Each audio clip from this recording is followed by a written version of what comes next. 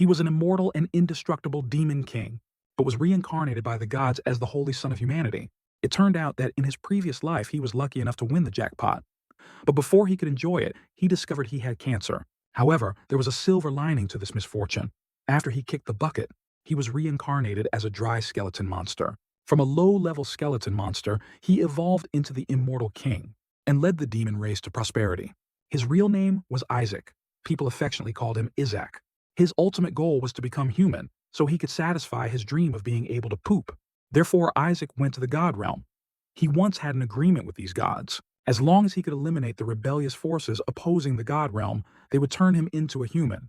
But from the beginning, these gods had no intention of honoring the covenant because fundamentally they had no way to turn Isaac into a human and only wanted to exploit him.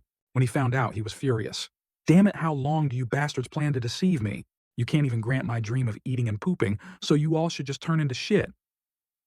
You see, yeah, enough with the lengthy introduction, let's delve into Isaac's journey to fulfill his dream of pooping.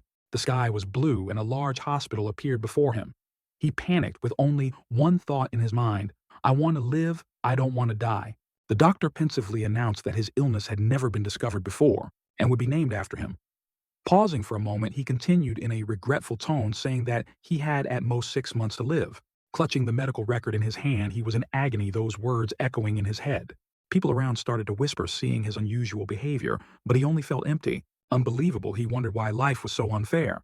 He had worked his fingers to the bone just recently, achieving some stability, and now he was about to die. Wandering aimlessly on the street, he was suddenly pulled back by someone whose urgent voice reminded him to be careful as this place was very dangerous. But he no longer cared, simply collapsing to the ground, letting negative thoughts overwhelm his mind. Looking at the lottery ticket lying on the floor, he thought bitterly how ironic it was that he had just won the jackpot.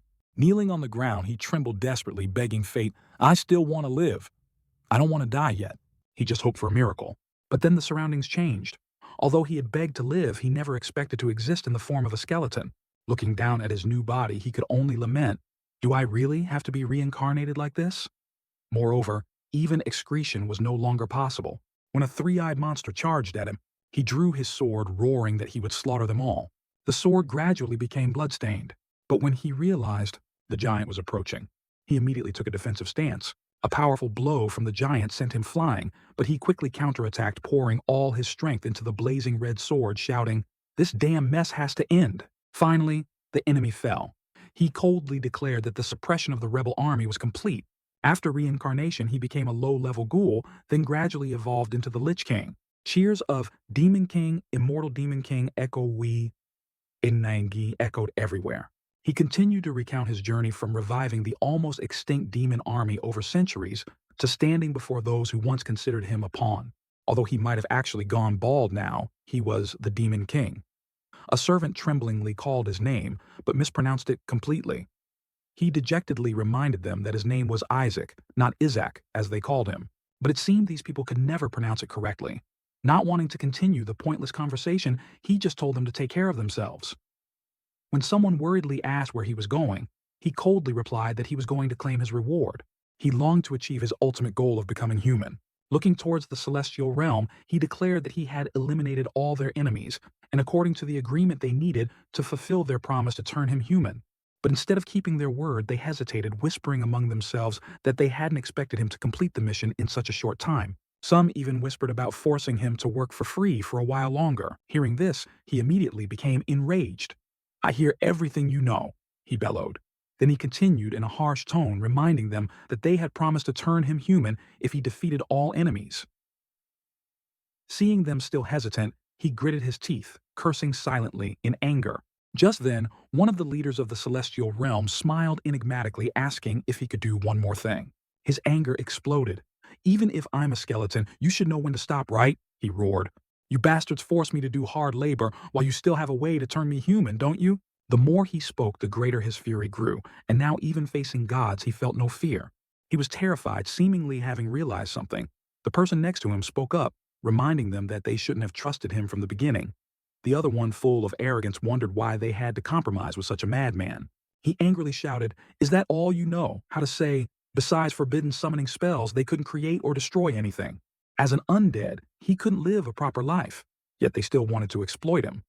If they couldn't turn him into someone who terrified the celestial realm, then he didn't need them anymore. They were terrified, hastily begging for more time, promising that if he helped them with a few more things, they would grant his wish.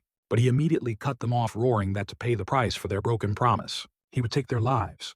He declared menacingly that he would turn them into dry skeletons like himself. Power suddenly radiated from him, filling the room. He laughed in satisfaction. But just then, something strange happened. He was surprised to realize his magic had suddenly vanished, and his body could no longer move. The blond-haired man in front of him smirked, asserting that once he wrote someone's name on the paper in his hand, that person couldn't move. They all shouted, "Destruction," in unison, revealing this was a high-level holy skill used to seal calamities like him. Now he would have to live a wretched life like a worm. They showed contempt, sarcastically saying that a mediocre demon like him should be grateful to serve them. He smirked provocatively, asking if they couldn't have chosen a worm with more hair. He mocked, remarking that he was still obsessed with his hair. Just as the light from the paper in his hand flashed, he dazedly realized something was amiss. He continued to laugh mockingly, exposing that if they wanted to act, they should at least have done it faster before he could notice. Before letting himself be turned into a worm, he chose suicide. They panicked, witnessing his insane act, unable to believe he had actually dared to do it. However, one among them calmed down, confirming that the ritual was proceeding as planned, meaning the Demon King's soul was sealed. When he woke up, he felt something different about his body. Instead of becoming a worm as they intended, he found he had hands flesh in the form of a newborn baby. He couldn't believe it. Had he been reincarnated as a human? Around him were strangers calling him a saint. A nurse was overjoyed that he had woken up, while another thought he should sleep a bit more. He was confused, wondering who these people were, if they were his nannies, and if he had truly become human. But then his suspicion grew as he noticed their mysterious expressions. One of them spoke enigmatically, saying that even though they didn't want to, they still had to complete their mission. Before he could understand what was happening, a suspicious milk bottle appeared before him. They gently apologized for making him sleep again. And then the final words echoed, "May you rest in eternal peace." He panicked, struggling, but could only cry. He thought, "Have I just been reincarnated only to die again?" A milk bottle was brought to his face, but as soon as it touched his lips, he immediately turned away, startling those around him. They didn't understand why he wouldn't drink. He turned his back, thinking to himself that he had just become human again. There was no reason to drink this suspicious thing.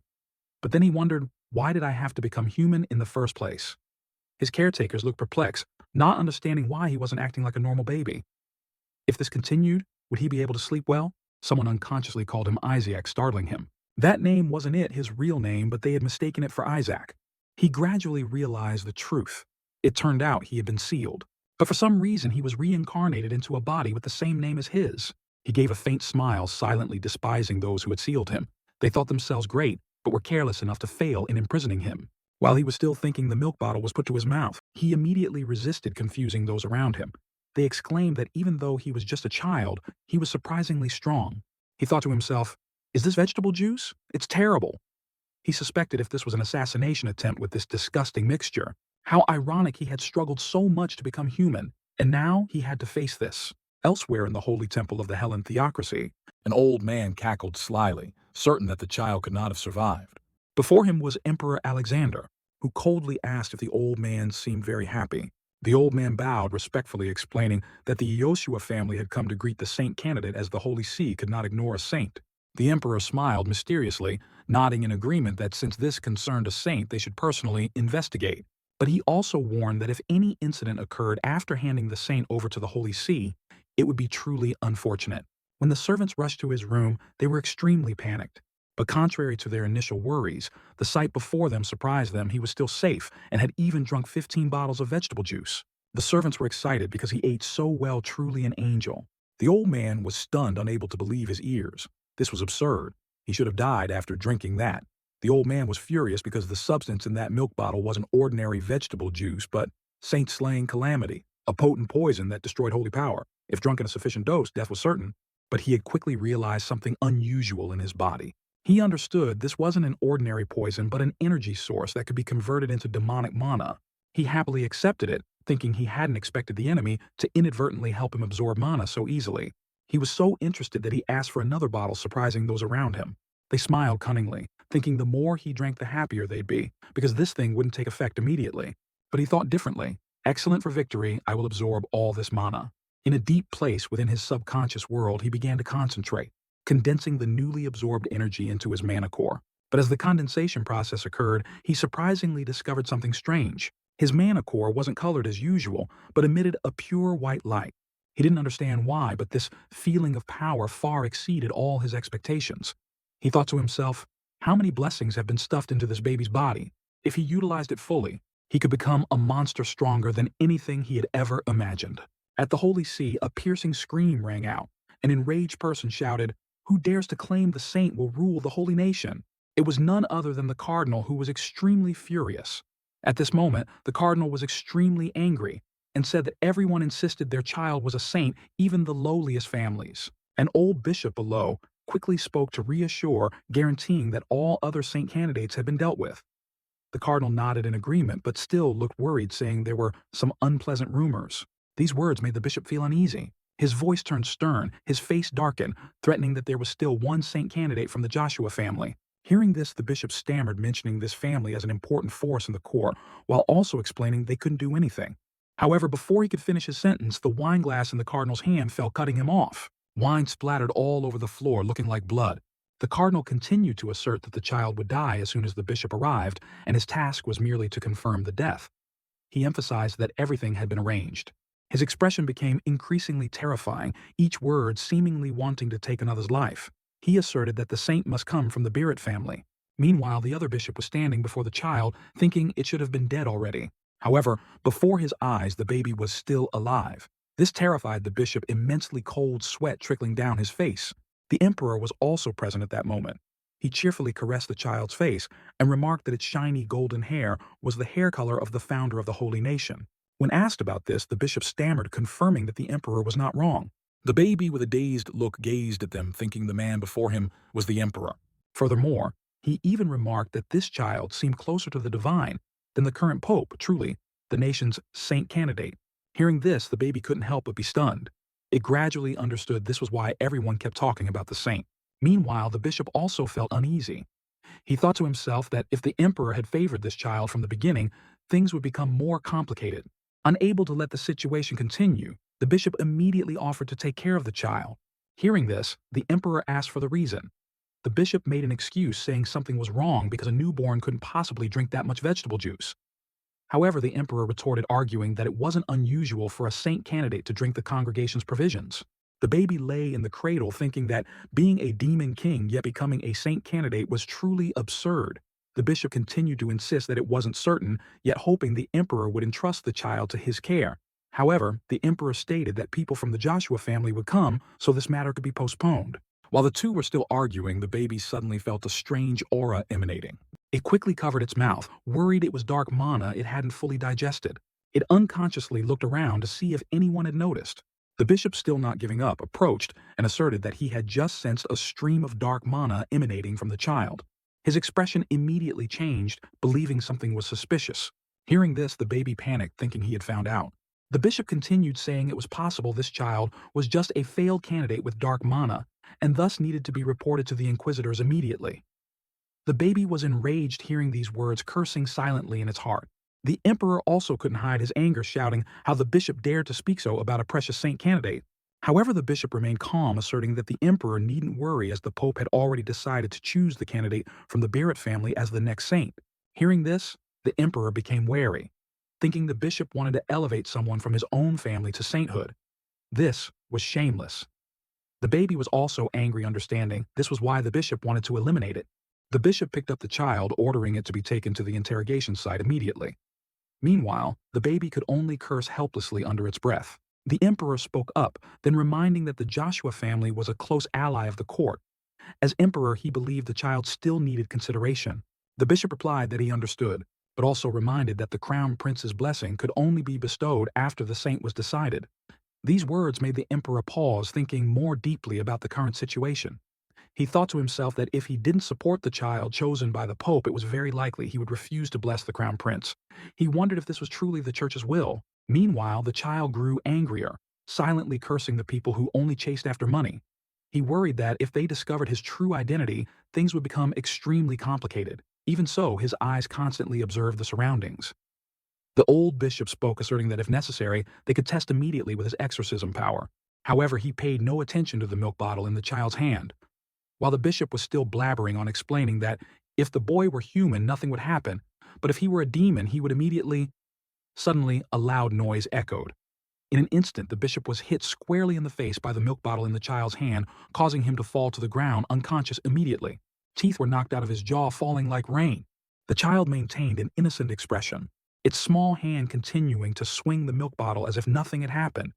In his heart, he simply thought that continuing to act like a real baby would be fine. The bishop was beaten until his face swelled angrily, glaring at the child, unable to help, exclaiming how a mere bottle could cause such horrific damage. However, no one around paid him any attention. Everyone was focused on praising the child, amazed by the emitted light, and telling themselves it must be holy power. So, this child must surely be a saint. The child maintained an innocent expression, but there was some confusion in its heart. He admitted he could feel the holy power within his body. But what was this source of strength really? Not letting himself think too much, he cheerfully shook the milk bottle once more and directly landed another blow on the bishop's cheek. He wanted to see what else the old man could do to him. The old bishop, while being beaten, thought in panic, his heart trembling, as he repeatedly wondered if this was some form of dark magic. Faced with this series of actions, the emperor laughed heartily, and the surrounding guards couldn't help but get excited. Isaac was extremely excited, continuously hitting his face, while also increasing the hardness of his weapon. I must use regular magic to make this bottle harder. And then he pretended to be an innocent baby. How about that, you dog?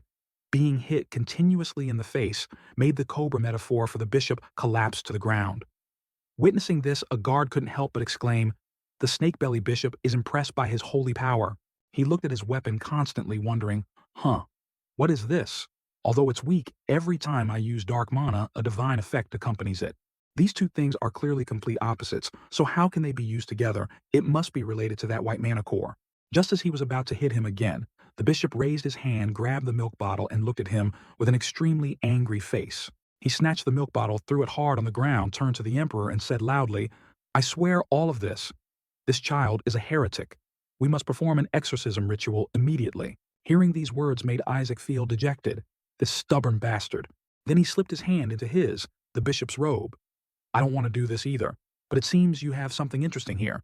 He pulled out a pair of severed hands from the bishop's body. A purple aura emanated from them, looking incredibly mysterious and terrifying. Seeing this, the bishop was terrified, his face darkening. That arm was the eradicated remnant of a high-level demon, a totem and object that could utilize abilities. It absorbed the strength of its own kind of demon. He was fiercely keeping it by his side in case of pursuit. He was terrified. How does this kid know about it? He now, with a very cunning expression and a blink of an eye, threw the arm behind him. "Look carefully, you dog. If you keep your eyes on me, don't blame me." When the grotesque arm touched the ground, Isaac snapped his fingers, turning the arm into an enormous demon, terrifying the bishop. A demon? Why?" And he looked extremely smug. "Slowly block it. Look at that big guy." In the temple room, a grotesque black shadow suddenly appeared with bloodshot eyes and sharp claws. Everyone in the room, hands on their weapons defending, carefully shouted in amazement, "How can a dark lich appear here?" The emperor, unable to hide his panic, hurriedly asked. Bishop Mesa Barrett explained quickly, "A demon inside the temple. Are you out of your mind?" The bishop, also terrified, his face pale as a sheet, explained, "Can't you see, your majesty? This child just took out a totem." The young master was astonished. Totems are items linked to dead demons. How can it revive a demon instantly? The emperor immediately ordered his royal knights. "Everyone listen. Quickly protect the child from the evil demon and the bishop." All the soldiers shouted in unison. "Yes, sir." One of the royal knights quickly snatched the baby from the bishop's hand so fast that he couldn't react. "What is going on?" The boy, after being carried away, also turned his head to look at the crowd surrounding the demon. "Serves you right, you hateful dog, hey hey. Let's see how strong this bishop is." The demon suddenly whimpered, "Saint, saint," then abruptly roared, "Kill the saint." The boy's face froze in confusion. "What?" The demon roared again, "Must kill the saint," saying so as it charged at the boy. The royal knights immediately moved to shield the boy, their hands on their sharp swords. "Protect the young master." Meanwhile, the boy was also confused, wondering, "What's wrong with it? I'm the one who revived it, so why is it targeting me?" Oh well, with the holy knights around, what's there to worry about? Just as he thought this, a holy knight was struck down by the demon, falling to the floor in pain. The boy didn't expect them to be defeated so quickly. Are they really holy knights? The demon continued to advance, striking towards him. "Must kill the saint, save the imprisoned king." One by one, the royal holy knights were struck down by the demon. The knight holding the child grew increasingly terrified, clutching him tightly. The boy squeezed so tight he could barely breathe, thought, I have to stop it first. No one will notice my mana in this chaos, right? The demon madly rushed towards its target. Kill. The boy looked decisively at the demon. Why are there so many people who want to kill me in this life I saved you, yet now you're targeting me? His eyes were cold, flecked with blood. This ungrateful little demon? The demon was momentarily frightened by his aura. A golden light suddenly emanated from him. The light grew more intense, overwhelming the demon. The light radiating from him amazed everyone around with his immense power. The light seemed to have a miraculous power that completely overwhelmed the demon, making it extremely terrified and wanting to escape. The demon turned into black smoke and flew away. The demon is escaping, someone shouted. The temple returned to its usual appearance. Holy power. Is that holy power Lord Isaac has defeated a high-level demon? Truly impressive. He's so young, yet, indeed, he's the young master. People didn't spare their praise. Looking at his tiny hands, he also couldn't believe it. What in the world it really is holy power? How could I, it's all gone. Absurd, could this strange body have converted my mana into holy power? Wait then, how can I gather dark mana? This holy nation is already severely lacking in dark mana. 2 royal knights were escorting the bishop. He shouted loudly, "Let me go, you fools!" He roared in anger. That kid is a heretic. He used the power of demons, a demon daring to step into the holy nation. Your Majesty, let me show you. I will perform an exorcism ritual to expose its true face. The emperor intervened. Enough, Lord Bishop. You dare to slander an innocent saint candidate as a heretic. You even released a high-level demon in front of the royal holy knights. The emperor sternly emphasized, even if you are a man of the Holy See, don't expect me to overlook this. The bishop knew he couldn't change the situation and silently calculated in his heart. The seed of doubt had been sown in his mind. He would soon find the spy. If that happened, it would adversely affect the Holy See. Even if it cost him his life, he had to save his family. So, while calculating, he used his hands to form seals, conjuring a white wolf with sharp teeth and bloodshot eyes, hoping, at least I must eliminate the saint candidate. The large white wolf lunged toward the boy. Contrary to the fear of the knight beside him, he appeared very calm. This stubborn fellow finally shows his true face. Does he really think he can kill me with that weak attack? As the wolf got closer and closer, he suddenly realized, I'm completely out of mana. Suddenly, a blue light appeared in the room. That light attacked the wolf from all sides, making it howl in pain. Suddenly, a cold and majestic voice rang out. How dare you lay a hand on a descendant of the Joshua family? A handsome, innocent-looking young master, wearing a blue cloak, walked in. Following him were a few more people also wearing blue cloaks, looking incredibly majestic. The Holy Color Faith. Those are the knights of the Joshua family, led by the 7th son of the Joshua family, Rely Joshua. The prince of the Joshua family, upon entering, immediately ordered, "Arrest this bishop at once." "Yes, sir." "Let me go, you dogs of the Joshua family. How dare you touch me?" The bishop resisted. The boy Isaac on the side was also busy thinking, "Wait, Joshua, I think I've heard this name somewhere before." The prince ordered his knights, "Show your respect." All the knights of the Joshua family knelt down and shouted in unison, "Greetings, young master of the Joshua family." Amash. The prince turned back to the boy. "Sorry for being late, Isaac." Looking at the majestic appearance of this prince, he couldn't help but compare. The way this guy carries himself so seriously, he must be stronger than the royal knights.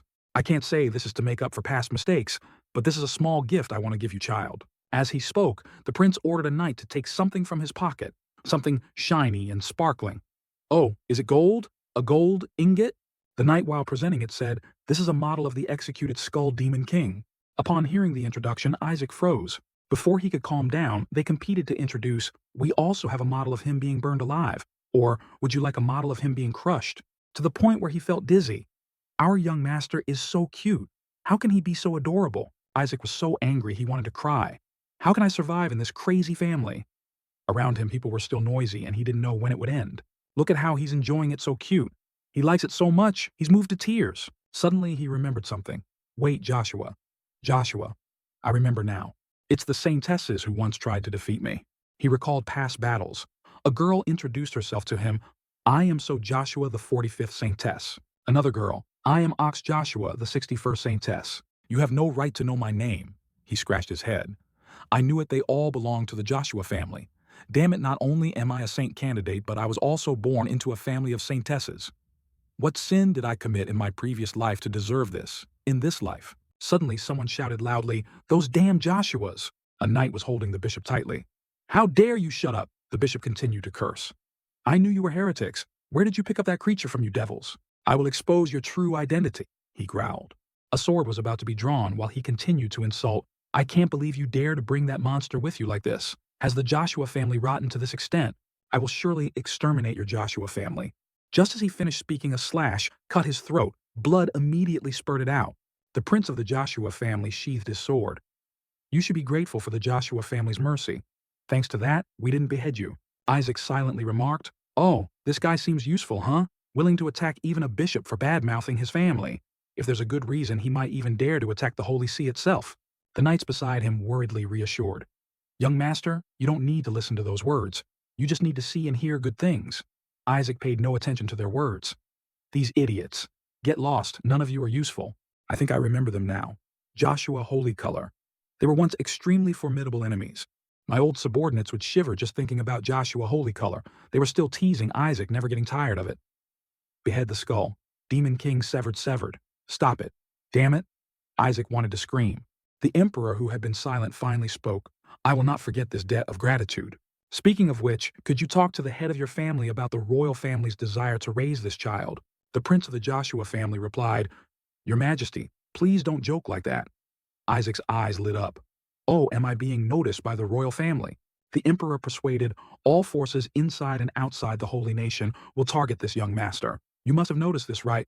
Of course, the Joshua family is not weak, but are you sure your current holy color faith is capable enough to protect this child?"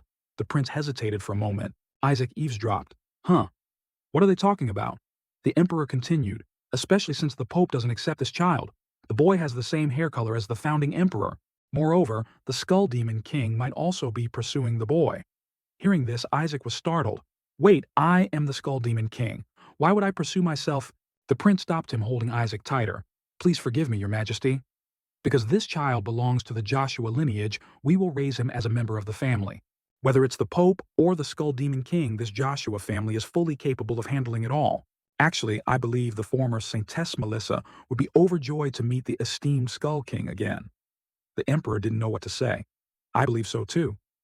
The prince continued, "So how could we possibly agree to send the direct descendant of Saintess Melissa to be raised by the royal family, again mentioning an old acquaintance of Isaac? Wait, Melissa. My final enemy before attacking the God Realm was that Melissa, the toughest and craziest saintess I ever faced. Not only was I born as a saint candidate in a family of saintesses, but I'm also a direct descendant of Melissa. What the hell is wrong with this life, heavens? What is a saintess? After being defeated countless times by the Skull Demon King, they decided to create an ultimate weapon, the saintess. The saintess grows stronger. The Skull Demon King must be killed. A staff created by God to punish evil, a holy light war god of the holy nation, and the highest rank for a knight. With the overwhelming combat power of the saintesses, people thought the Skull Demon King would soon be defeated. Their attack and defense were comparable to God's. Strong survival instincts attacks regardless of self. Beautiful individuals growing stronger over time long-lived. However, the Skull Demon King was extremely cruel. Isaac recalled, "I've never killed a saintess. Killing them only puts me at a greater disadvantage. When a saintess is killed, all holy power returns to God, and they will use that very holy power to nurture future saintesses. However, the final saintess Melissa was truly very strong. I never expected Melissa to be my ancestor." The prince continued, "A saintess is an existence that desires nothing but the death of the Skull Demon King. The Joshua family is the only family that creates saintesses, and our sole duty is to defeat everything that opposes God. I am certain the Joshua family can fully protect this child." The request was denied. The emperor pondered. A knight of the Joshua family also spoke up. "That's right. Do you know how many saintesses have fallen at the hands of the Skull Demon King?" Isaac frowned. "Who did anything? Who touched anyone, huh?" Still continuing to list the Demon King's crimes, the Skull Demon King once imprisoned a saintess in a labyrinth after deeming her unworthy of his presence. 5 saintesses have already died of disappointment. Isaac felt it was unfair. "I let her go. How was I supposed to know she was so bad with directions? Damn it, they should have gone to a hospital." The prince reassured, "It's okay, there's nothing to worry about. Even if you are a cursed child, we will do everything to protect you." Isaac's chest ached with anger. "I'm the one who can't accept that." He continued, lifting Isaac up. "We are very grateful for your birth child. Your parents only wished for one thing from you. with eyes full of hope. That is to hope that in the future, you don't grow up to be like that evil skull demon king. Isaac frowned. Oh, my unknown parents, sorry for shattering those expectations and dreams of yours. The emperor didn't give up and continued. Please reconsider Rely. The skull demon king was sealed 150 years ago. Isaac then grasped the current timeline. Has it been that long? Doesn't that mean Melissa has passed away? She would have been 50 years old since our last fight. During that time, the demon race had begun to expand its army. Having a saint by their side would be the perfect opportunity to increase the holy nation's influence. Thus, this young master is very important to the royal family. However, currently, there are no saintesses from the Joshua family. It has been over a year since the saintess who gave birth to this child disappeared along with her husband. Isaac's mouth fell open in astonishment. My mother was a saintess, but the prince of the Joshua family completely dismissed it. Even though my brother is not here, the female head of the family is still very strong. The Joshua family can fully protect this child. Isaac held his head. Right. I thought nothing could surprise me anymore. What could be more surprising than my mother being a saintess?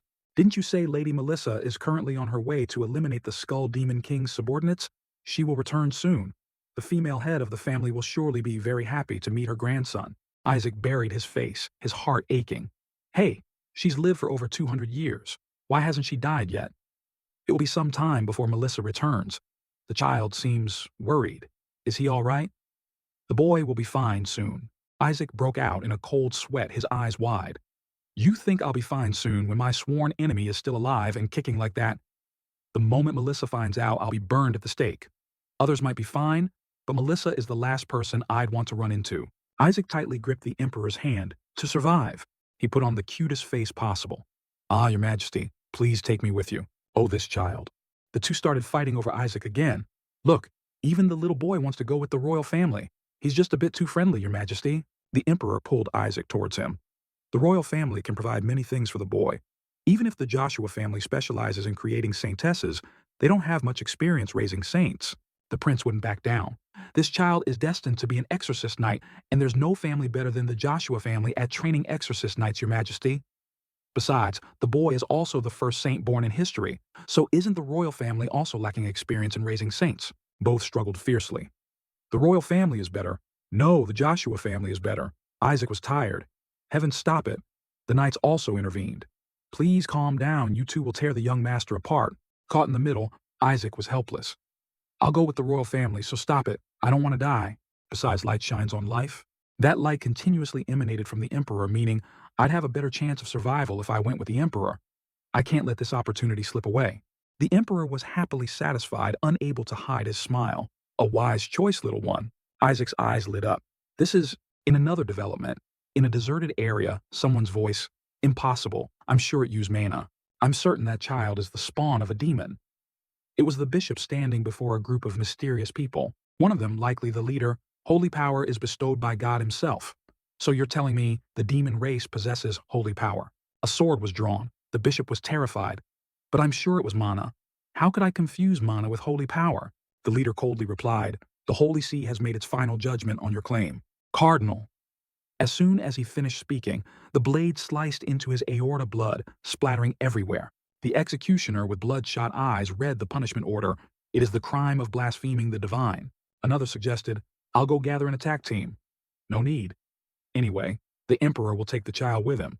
Since there are many opportunities in the royal territory, we'll plan for that later. Lying in the cradle, Isaac's ear twitched. Someone just mentioned me, I think. This time, that brat will definitely die. In the dim of night, a group of people in black cloaks stood gathered in a corner of the courtyard.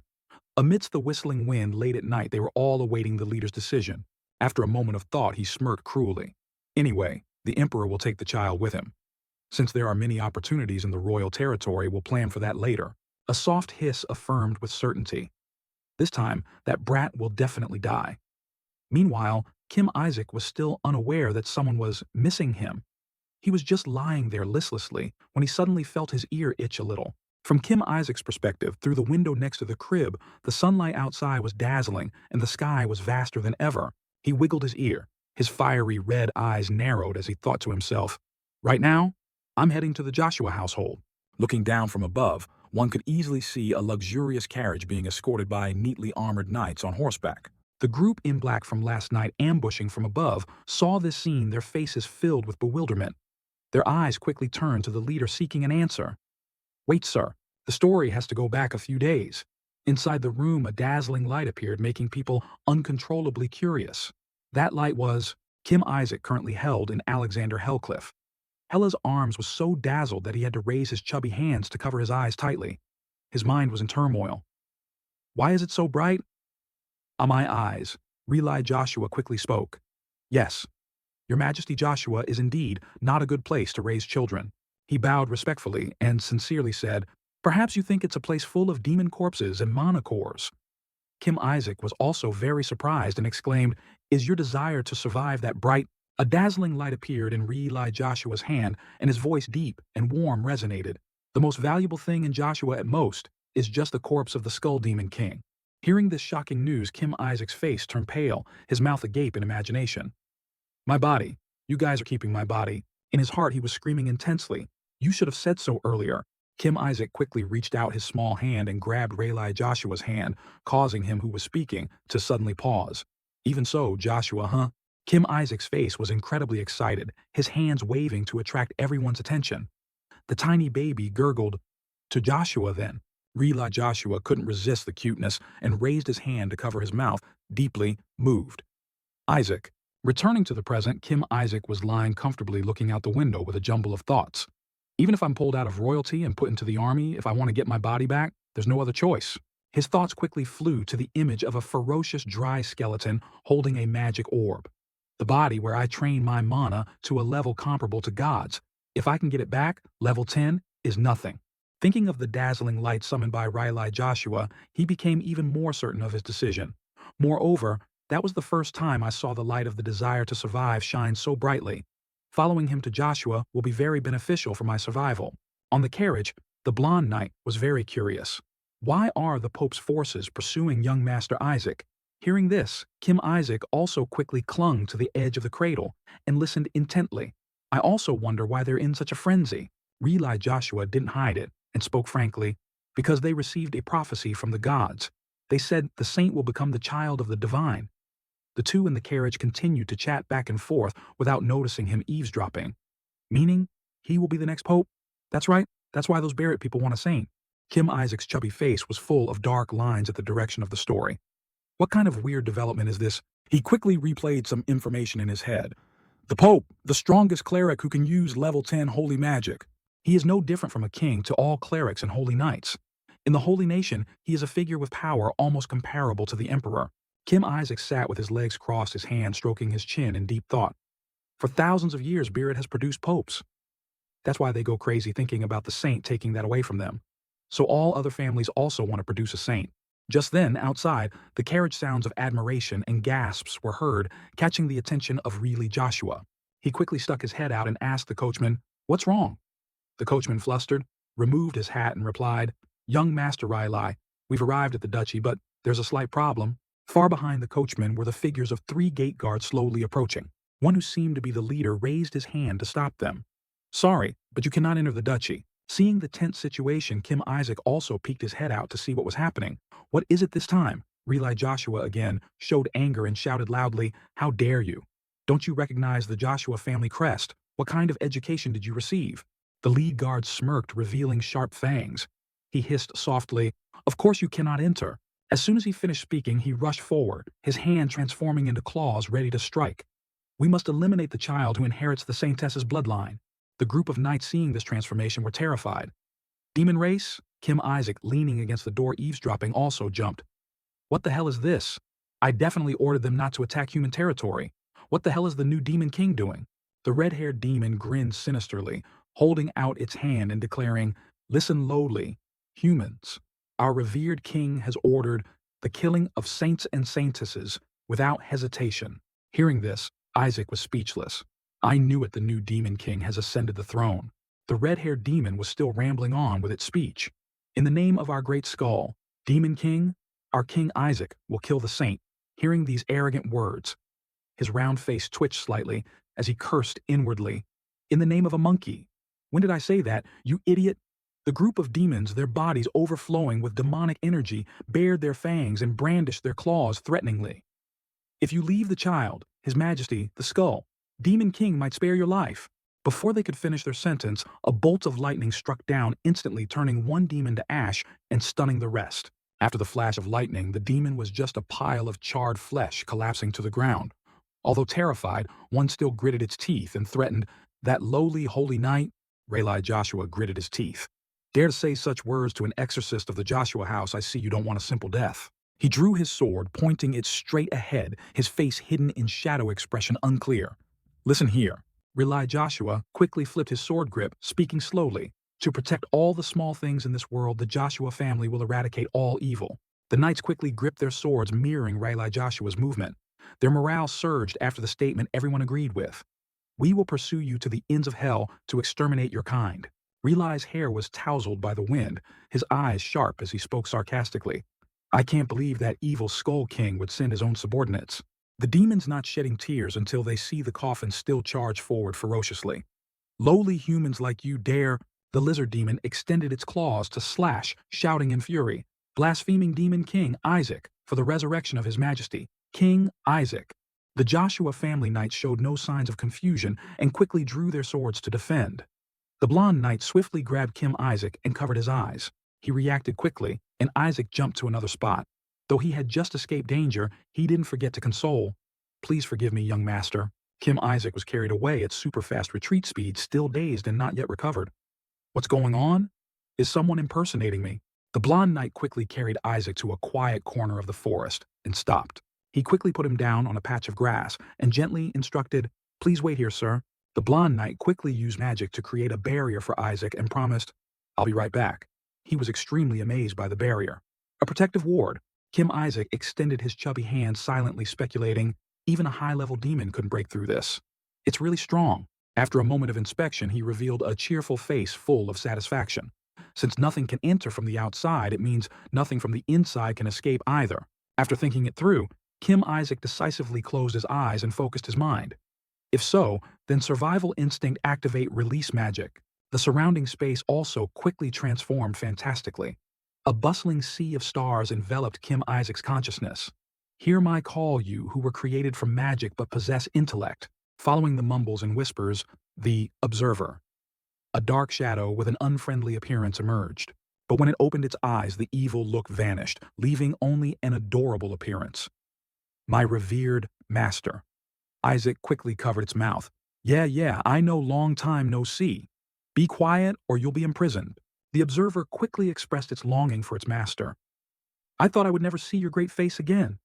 He also chimed in, "I thought I was done for too." Looking at the happily singing black skeletons, Kim Isaac pondered a bit, then whispered, "It's been a long time. Although it's a tracking spell, it also has its own consciousness. I created it because using tracking magic and analyzing results manually was too troublesome. Throughout its journey, it developed a personality, but it's still quite naive." The observer quickly giggled, interrupting his thoughts. "Your wickedness is still as great as ever. Congratulations on seizing the body of an innocent child." Feeling insulted, Isaac retorted, "Hey now." The observer boringly flew around, asking, "But what did those filthy gods do to master, no matter how evil my master is? I can't believe they put you in this wretched child's body." Not wanting to continue this topic, he shooed it away. "Enough. Go find the enemy." Speaking of serious matters, the observer became completely serious, retracting its playful demeanor and quickly saying, "I'm starting now." Immediately after, it created a vortex of demonic energy and shot forward. "Now I will search within a 100-meter radius." Using its ability, the observer quickly reported the situation. "There are 88 enemies, all monsters. Creatures like them can never compare to you, my great master." Hearing the information, Kim Isaac was astonished and wanted to curse. "Are you crazy? Wait, 88. Are they planning to start a war or something?" While confused, he suddenly thought of something. "It will be very troublesome if security in the territory becomes stronger. Summoning subordinates will also be more difficult. Tisk, it's come to this. I have to finish before the Joshua family catches me." Kim Isaac knelt on the ground, determined. "Even if I have to use all my reserve mana, I must do it myself." Noticing the master's helpless posture, the observer still steadily reported, "Currently, there are 51 enemies." It quickly reported important news. The number of enemies is decreasing rapidly now, only 31. He was a bit startled by this news. Why so suddenly? Fulfilling its duty as a reporting machine, the observer quickly updated with new information.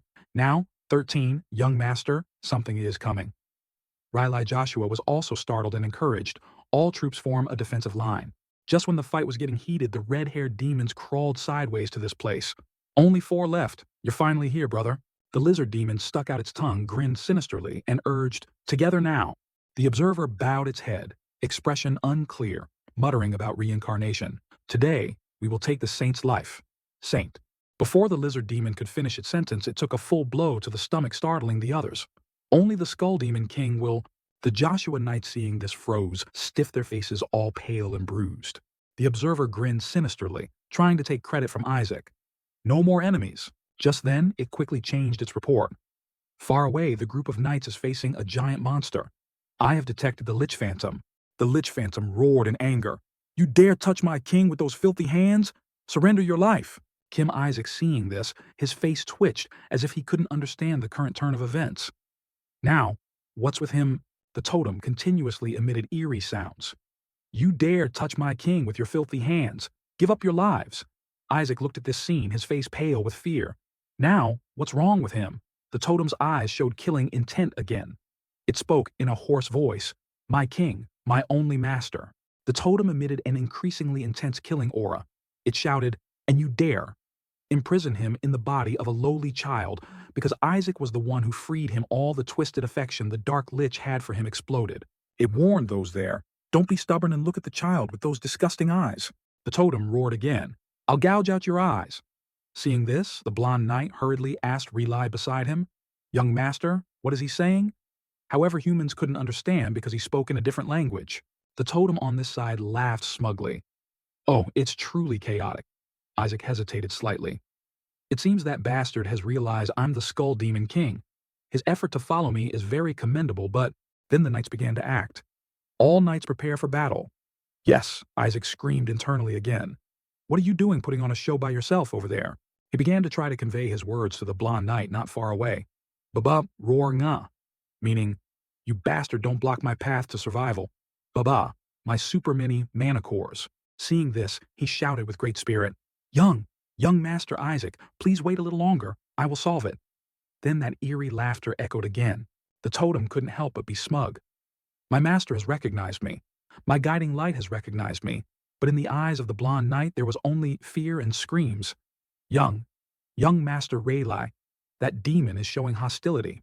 At this moment, the totem shot past the group of knights. I will go to Master immediately. Relay quickly realized where that path was heading. That lowly thing is heading towards Isaac. The totem charged madly. Filthy holy knights, how dare you seal him in such a dirty place? Isaac, seeing this, became flustered. Great, I've caught his eye. He couldn't help but feel helpless. I can't let my mana core be exercised. Isaac tried his best to convey Baba, meaning, let's start by breaking this protective barrier. At this, the totem laughed excitedly. He continuously aimed at Isaac's protective barrier. Received your instructions, sir. The blonde knight hurriedly shouted, young master magic shield. Relay was also quite panicked. Isaac smiled faintly, pecking contentedly. He was escorted by the totem and praised it. Bah! Well done. Isaac again reached out with both hands to grab the totem. Bah, bah, bah. Now don't make trouble anymore, rest a bit. Before he could understand anything, he was spinning. Ma, master. Just like that. He was thrown far away by Isaac's blow, only his scream remaining. Why? Relay, seeing this scene, his face turned pale with fear. Could it be? Isaac was still relaxed there, then guessed, it has totemized the demon race. The blonde knight couldn't help but exclaim happily, he totemized the demon race on his first try. Isn't he extraordinary?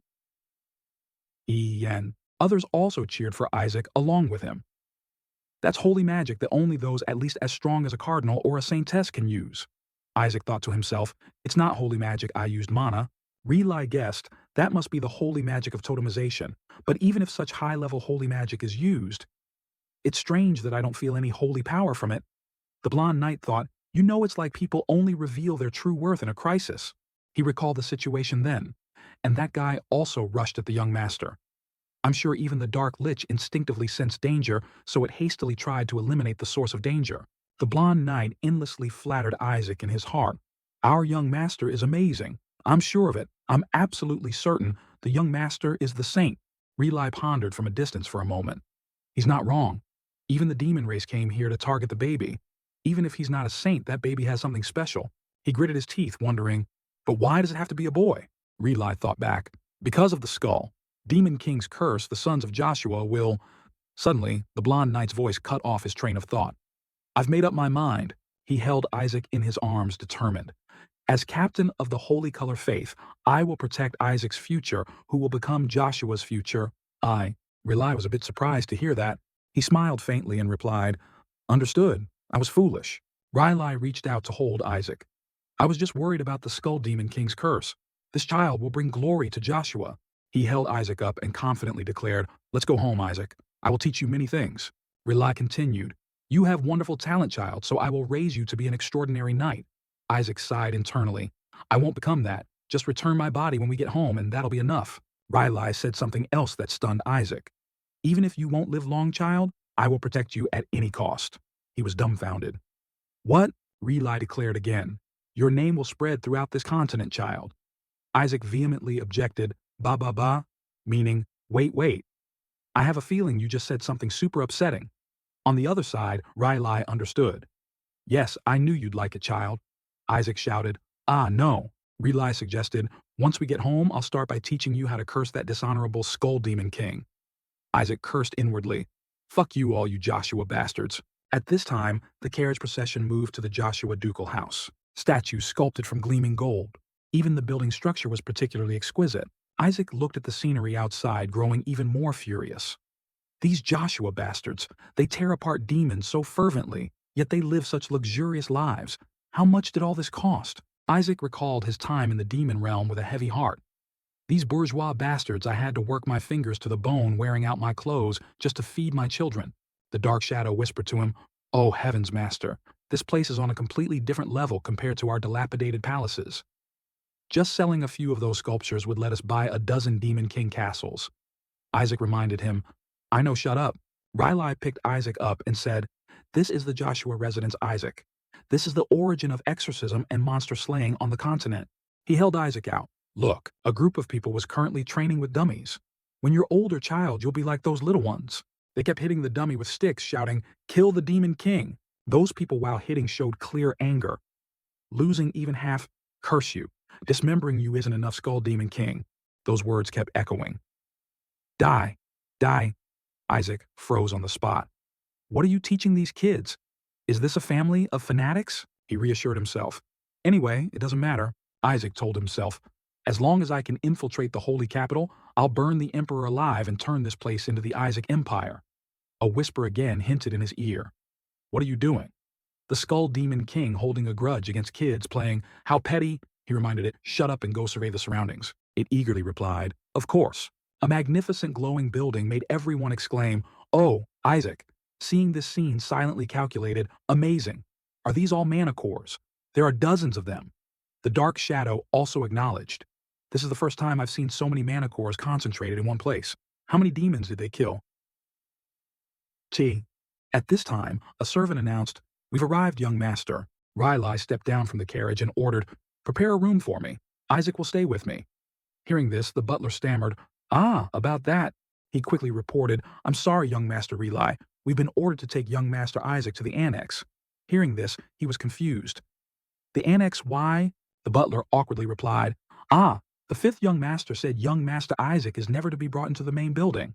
Isaac was extremely annoyed. What now? Relai was naturally just as dissatisfied. You want to take Isaac to that cursed deadly place? Isaac was even more confused. This family really does things well. Ever since I was out there like a newborn, I knew Joshua was falling apart. Relai complained, He's really doing useless things. Isaac silently agreed. Right. I can live in the mansion, why go to the annex? A whisper then came to his ear. The monocores are in the annex. Relai ordered, Step aside. I can't let my nephew stay in that haunted, desolate place. Hearing this, Isaac vehemently objected, Babala, no. The annex, I must go to the annex. Relai didn't understand Isaac's words and reassured him, Come to my room, Isaac. I'll read you the holy book about how the great saintess fought against the Skull Demon King as a bedtime story every night. After that, next I'll teach you the exorcism methods created specifically for the Skull Demon King. Isaac's face turned dark with fear. Damn, that's exorcising me. Do you want to kill me? Just then, a voice rang out. "Why are you making such a big deal out of just picking up a homeless brat?" He smirked. "I clearly said I'd take that brat to the annex." That disrespectful person even opposed Riley. "It's been a long time since you showed your face, and you're already planning to oppose your brother." That person was none other than the fifth son of the Joshua family, Gowel Joshua. Isaac turned his head to look, exclaiming, "Wow." Seeing the two confront each other, he concluded, "He's a thug." Gowel taunted, "Put that thing down. I'll send it to the annex." Rely angrily retorted, "Are you kidding? This child is a descendant of Joshua. There's no way we'd send him to the annex, a place once used for exile." Isaac desperately wanted to scream in his heart, "Hey, put me down. Just send me to the annex." Then Gowel reached out to touch Isaac's cheek and asked, "Where did you find this skinny brat?" He even mocked, "Descendant my ass." Hearing that, he thought to himself, "I like the idea of sending myself to the annex, but what's wrong with this guy? Are you a member of the clergy or a hooligan?" Isaac sighed in relief and decided, "Whatever. I just need to get to the annex and suck on mana cores." On the other hand, Riley was questioning Gowel. "You think I don't know why you want to send this child to the annex?" He bluntly exposed him. "You want everyone to think this child is cursed so you can revoke its inheritance rights?" Isaac suddenly realized, revoke inheritance rights. Wait, damn it. Hold on. Isaac remembered something and angrily wanted to hit someone. "That won't do. I still want to drain this house dry, become a saint, then pope, and take revenge on those damn gods." Gowel on this side still calmly replied, "Want everyone to think that I heard a demon appeared to snatch this brat. It seems he's cursed." The blonde knight, hearing this, angrily shouted, "Not true. Young Master Isaac participated in expelling that demon." He recounted very seriously, "The fact that the demon appeared because of him proves he's very important." Even the knight behind him added, "That's right. He has the divine power of a saint." Hearing that, he burst out laughing. "Ha, hilarious. How long will you guys try to cover up for this trash? Don't joke with me. If you keep saying he's the next saint, then show me his power." At this, a whisper suggested to Isaac, "Why don't you show him your power, sir? How about summoning a meteor?" Hearing that, he retorted, "Meteor my ass." Gowel clicked his tongue and continued, "Right, if you want to call him a saint." He pointed to something in the distance, setting a condition. "That thing over there." Gowel challenged Isaac, "Family crest or whatever.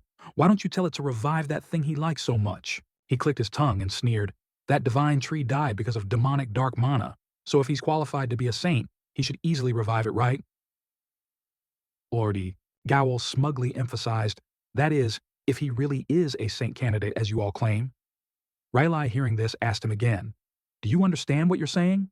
Isaac cursed under his breath. "Ah, Melissa, you're great at fighting, but your descendants are worthless." He thought back, "The eldest son is missing, the second son was adopted out. Suddenly, Isaac noticed something. That thing."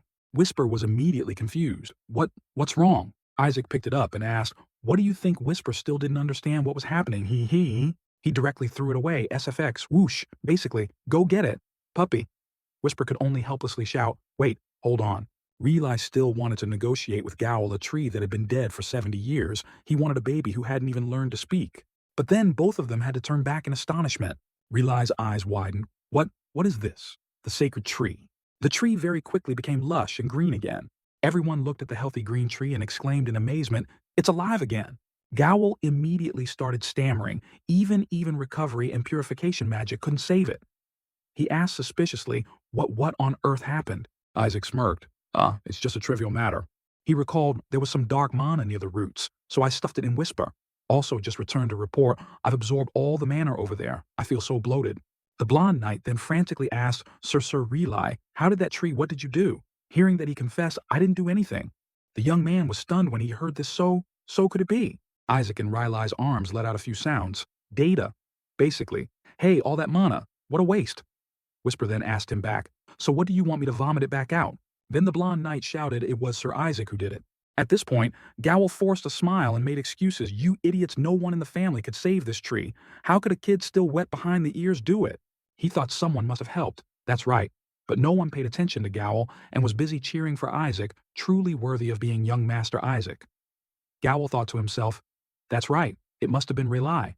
Unfortunately, the cheers drowned out his voice first. It was exorcism, and now it's purification. Gowel trembled with anger. "It was you, wasn't it?" Rely asked back. "What are you talking about?" Gowel furiously rushed to question Rely. "You always use dirty tricks."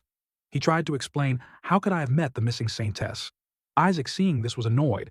Instead, Melissa, you should focus on managing household affairs instead of exorcising demons.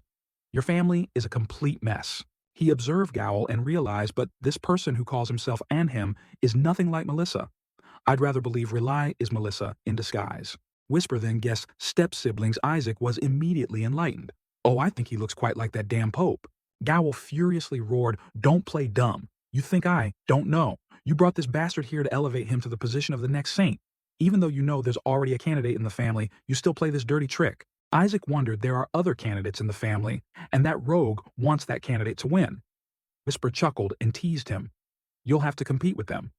Seeing you're not worried at all, he immediately gleefully scolded it. Don't you think the person supported by that guy is as evil as him? Defeating someone like that would be a lot of fun. Whisper acknowledged. Well, that makes sense. Rely grabbed his own collar, readjusting it. Can you leave the boy alone? That kid is your nephew and the son of our eldest brother. He has the right to inherit this family. Gowl immediately laughed out loud, mockingly. Nonsense, eldest brother, he ran away when the family was in danger.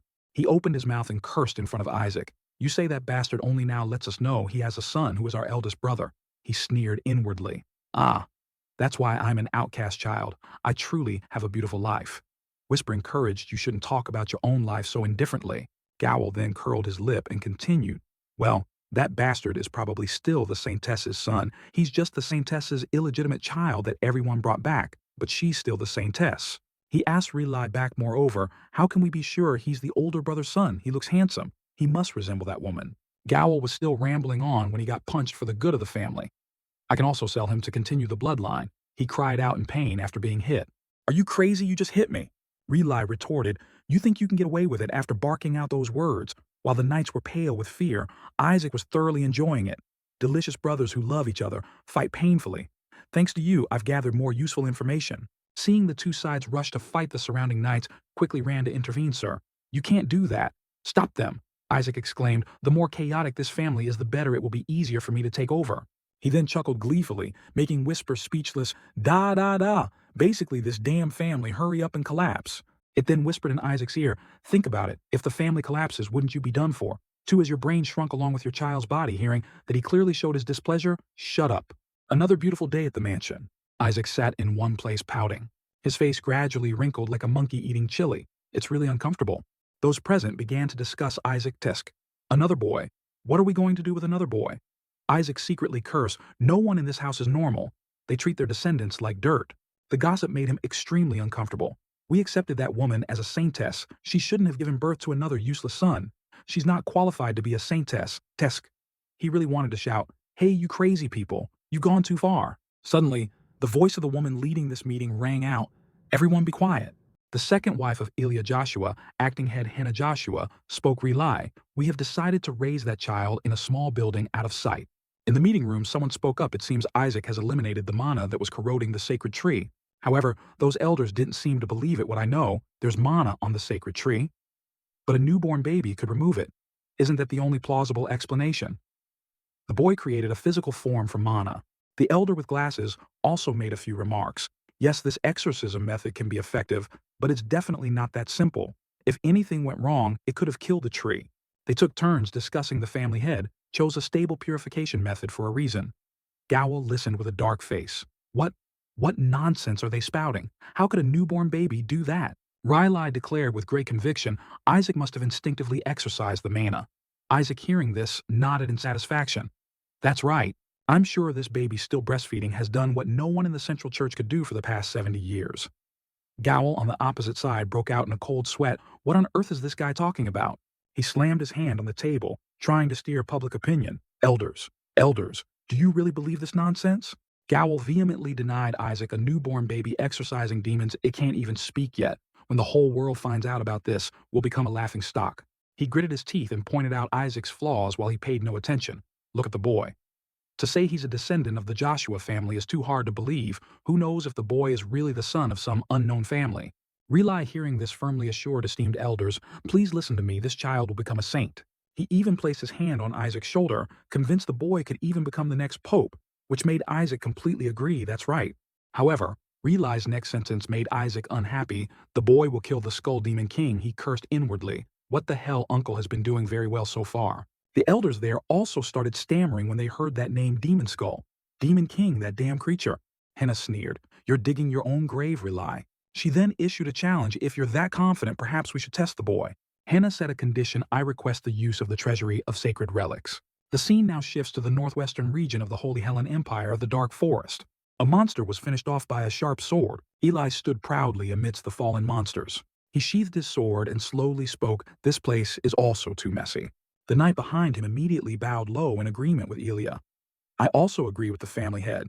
He asked with some curiosity, "What is it?" "She had to report your representative has requested the use of the treasury of sacred relics." Eli, hearing this, clearly showed his dissatisfaction.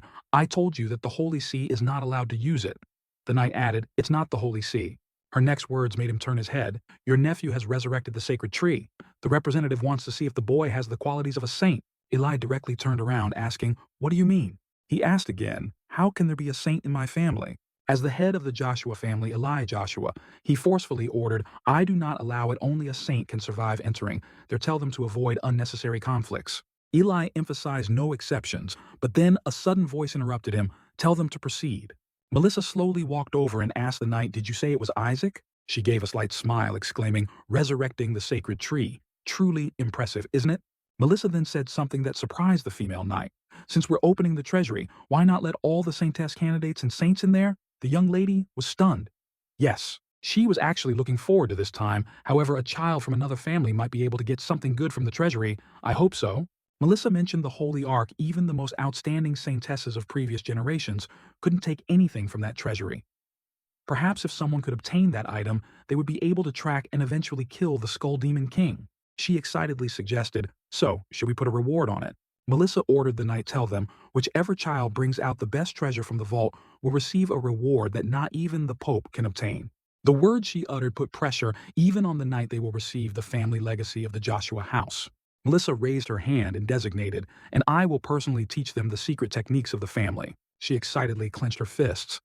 "Tell them we will give them everything." The Treasury of Sacred Relics is a place that stores a secret technique from thousands of years ago, along with sacred relics.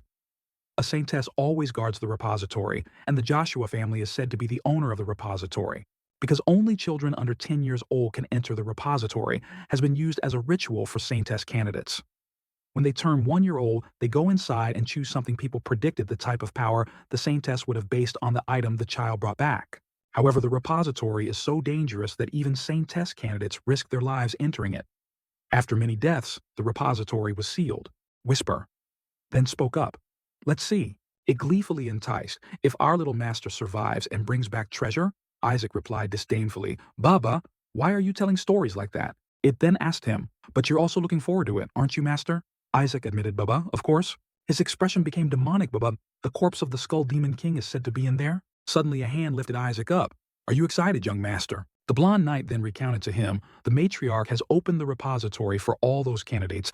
Isaac then pondered all of them. The young man even praised him for a while and continued, "All the children of the 5 famous families will be here, although the cursed family of the Pope will also be here. I'm sure you'll win." Young Master Whisper beside him also murmured, "Oh, it seems they're making a big deal out of this." Isaac lay there stunned for a moment. He considered, "This is a good thing. More people mean more distractions. It will be easier for me to get my body back." Another hand picked Isaac up. "You have to be careful, Isaac." Rely picked him up and instructed the demons captured from the battlefield will guard the inside. Isaac estimated, "Is it dangerous because of the demons guarding that place?" He smiled secretly, "But I'm sure they are all level 6 or lower." Isaac decided, "I'll just use subjugation." And before he could finish calculating, Rely interrupted his train of thought. "A level 8 demon is definitely not an easy opponent to deal with." He immediately roared, "What the hell? What's a level 8 demon doing in there?" The blonde knight added, "Although the level 9 dragon is probably the worst." Rely thought, perhaps, if only considering rank. Whisper couldn't help but complain, "The entire Joshua family must have lost their minds. A dragon in a place where a bunch of children will go." It hesitated slightly, "But at least you know a lot about dragons, master." However, Isaac, without any will, gritted his teeth in fear. What now? He cursed inwardly. "Ah, damn it, dragons are dangerous in a different way." Isaac confessed, "I've tricked them several times already." Whisper couldn't help but feel smug. That bastard tricked young dragons. The image of the argument between the dragons returned. They continuously questioned him, "What the hell did you sell to those kids?" They're not even 300 years old, yet the old man has also been captured. That bone soldier monster. Isaac thought back, about 17 of them. Isaac remembered and felt bitter. Damn it, they also have very good memories. They can recognize my soul. Whisper encouraged him again. Perhaps this is a good time for me to change masters. Hearing that, Isaac immediately scolded it. I can hear you. He put his hands down and decided it really leaves me with no other choice. Isaac imagined again in the treasury of sacred relics. There are level 6 monsters and a level 9 dragon currently. I can only just deal with level 6 monsters. He thought of the glowing mana in the mansion and made up his mind to fight them. I need to steal all the mana cores of the Joshua family. Isaac ordered Whisper to the annex. So while the sky was clear, he and Whisper read the book, sitting in front of the door. He flipped through the pages of the book to study while Whisper was filled with anxiety. So Whisper moved to one side. Master, are you okay? You look like you're about to be purified. He held the spell book, 10 Ways to Dismember the White Bone King, in his hand, and after reading it, his face became gaunt and purple, dazed. Damn. After reading, his face wrinkled up as he thought to himself, damn it if I could master holy power. Then learning these 3 spells would be as easy as flipping my hand. Why do I get more discouraged? The more I read, a small note is that Kim Isaac hasn't been weaned from mother's milk yet, so he thought of another way. Now I just need to manipulate his mind and make him teach me, and that's it. As if realizing something, Whisper immediately beamed with joy and praised. Master, do you want to use black magic among the clergy? Are you planning to bury this house? Then you'll play a really impressive demon role, right? That made him look at it in alarm and wonder what has happened to your personality in the past 150 years. While Whisper flew around joyfully on one side, he rubbed his face, too tired to bear it. I alone can't understand all this theory. So he yawned, looking sleepy, so Rely Joshua reached out to pick him up. You look so tired. Then he hugged him and comforted him. I guess you've had a very busy day at this moment. He was sleepy and could fall asleep at any time. Whisper was following him closely at this time. He affirmed in his heart, that's right, children. My age need to sleep 16 hours a day to be enough. Rely Joshua carried him in to sleep, and the blonde knight saw the book and picked it up wondering. Rely Joshua said nothing, just reached out his hand in front of him. Then he performed regeneration, making his strength seem to recover instantly. He beamed happily. Oh, it's a spell. So he excitedly tried to climb out, wanting to ask for another one. Great, go on, cast an attack spell, boss. Whisper flew close to him at this time and advised, please stay in one place. At this time, Whisper added, you need to get to the annex as soon as possible. You can't hide people here, right? Like a bolt from the blue. He opened his eyes wide in surprise. That's right, the annex. I have to get rid of these people as quickly as possible. So in front of the 2 of them, he deliberately acted. But looking at how he did it, Whisper felt weary. Such a bad act, who would believe it? But it also attracted the attention of the 2. The blonde knight saw the scene and rubbed her nose, smiling brightly. Sir Isaac falls asleep so quickly, while Rely Joshua felt happy and honored. A wonderful child, quick in everything he does, while Whisper was astonished, fooled the whole lot. They actually believe it. So to have some quiet space, the 2 discussed going out. It's late, shall we go out? Yes? Anyway, I also need to go practice. The plan was a complete success. He lay there chuckling while Whisper could only look dejected. Amazing, got the whole lot. Suddenly someone said, but the totem seems very dangerous. I think we should take it out, which made him snap out of his dream and widen his eyes. What? Rely Joshua opened the door wide and said, it's a precious item, the first totem belonging to Isaac, so make sure it's safe. The blonde knight smiled and obeyed. Yes, sir, while he was panicking. I still have to restore it. Who allowed you to take it? At this moment, Rely Joshua added another sentence. I will display it in the most visible place, which made him collapse in tears, lying still. Ah, my totem, I haven't even had time to draw mana from it yet. But he also had a backup plan, so he climbed up and looked ahead with interest in that case. I will drain the mana core in the annex. Let's do it. So with that small body, he tried to climb out and escape from this place, making Whisper weary. Are you really planning to crawl to the annex?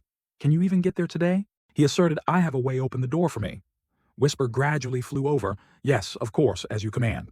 There's no way I'm carrying you there. When Whisper flew over to check it, exclaimed, Your boss has locked the door. The lock system is all on the outside. He even cast a spell on it. He had just climbed out, and before he could sit up, he was shocked and cursed inwardly. A detestable boss. So in the quiet space, he ordered break down the door, but Whisper replied, they'll think you're being attacked and swarm here. You'll see his thoughts were shattered, so he could only be angry inwardly. Damn it. He slammed his hand on the door to show his anger. His face contorted as he tried to use his small body to pull the door open. I'm going crazy. I can't stand these whispers from here to there. If I use magic, things will only get worse. Whisper saw the scene and couldn't help but laugh. How the hell do I escape while thinking the door suddenly opened, injuring him unexpectedly? He let out a kia, which made Suri Joshua exclaim in surprise, huh. Opening the door fully, he was seen rolling on the ground. Seeing that, Suri Joshua wondered, this kid can't even walk. Yet this is Gowel Joshua's son, a holy bamboo candidate from the Joshua family, 5-year-old Suri Joshua. At this moment, looking at him, he realized this guy must be my enemy, but he was casually indifferent when he recognized the blood, which made Whisper angrily exclaim, he dares to harm my master. 5-year-old Suri Joshua lay there gritting his teeth in anger, fists clenched a totem that even a genius like me couldn't create. There's no way this brat could create it. Suri Joshua was gathering power in his hand to cast. At this moment he saw that and exclaimed with interest out. Suri Joshua sneered at him. I am the one worthy of being sainted. You dare to covet what belongs to me. Holding that power high in his hand, he only felt contempt and immediately used his finger to control his favorite toy. This is how I escaped from that arrogant Joshua. While drifting in his imagination, he threw the toy straight at Suri Joshua's head, making him fall backwards. He watched the scene with great amusement. Pointing forward, Da'a found a horse to ride. Suri Joshua, now in tears, covered his face and angrily exclaimed, do you know who I am? Of course, with that appearance, he recognized him immediately. You look exactly like that gangster uncle. You must be his son. Whisper snickered on the side. He, holding the toy in his hand, sneered, I see you gathering mana to attack me, you bastard. Serves you right. He then used his power to control the toy and relentlessly hit Suri Joshua, making him only able to curl up and defend himself. Ha! Whisper, seeing that, praised a beautiful hitmaster, so he became even more excited and attacked fiercely. You insolent brat, prepare to be my horse. Unable to bear it anymore, Suri Joshua tried to gather strength in his hand. Then he cast the shield in his hand to defend himself, even as tears fell, surprising him. Do you really think you're more capable than others? Hearing that question, he simply smiled and answered vaguely, which was enough to make Suri Joshua furious. What's so surprising at my age? No one can use level 3 defensive holy power. To make him completely convinced, Suri Joshua then cast to broaden his horizons. It's a bit too early to be surprised. Then he aimed at the sky and cast level 3 offensive holy power, holy light. He simply watched without much surprise, while Suri Joshua was overjoyed thinking he had surpassed Kim Isaac. Take this. That power aimed straight at him. He just looked up at the sky and praised inwardly, impressive, oh my, summoning 2 whole streams of holy light. But that power was just trivial, so he smiled and exclaimed, Deya, thanks for the meal. Then he used his ability to dispel the attack to Suri Joshua's astonishment. He could only helplessly look at him and exclaim, how can a defensive spell be amplified to such an extent? He was both mischievous and laughing, making Suri Joshua feel helpless inwardly. How do you know how to use it when Uncle hasn't taught it to me? Now control was in his hands. While Suri Joshua was looking around, worried about his fate, he smiled brightly and exclaimed, Dee-ha-ha, thank you, brother, for your guidance. That immense power was approaching. Suri Joshua looked on with worry. Impossible. He then sinisterly pointed straight at Suri Joshua, making him panic. Slowly backing away, he exclaimed, wait, but it was too late to do it over. So a terrified scream rang out, and he, witnessing it, smiled brightly. Looking at him like that, Whisper didn't know what to say. It could only approach and sigh. The entire Joshua family must be crazy, putting a dragon in a place full of newborns like this. As if he had missed something important, he couldn't laugh anymore and switched to a dejected mode.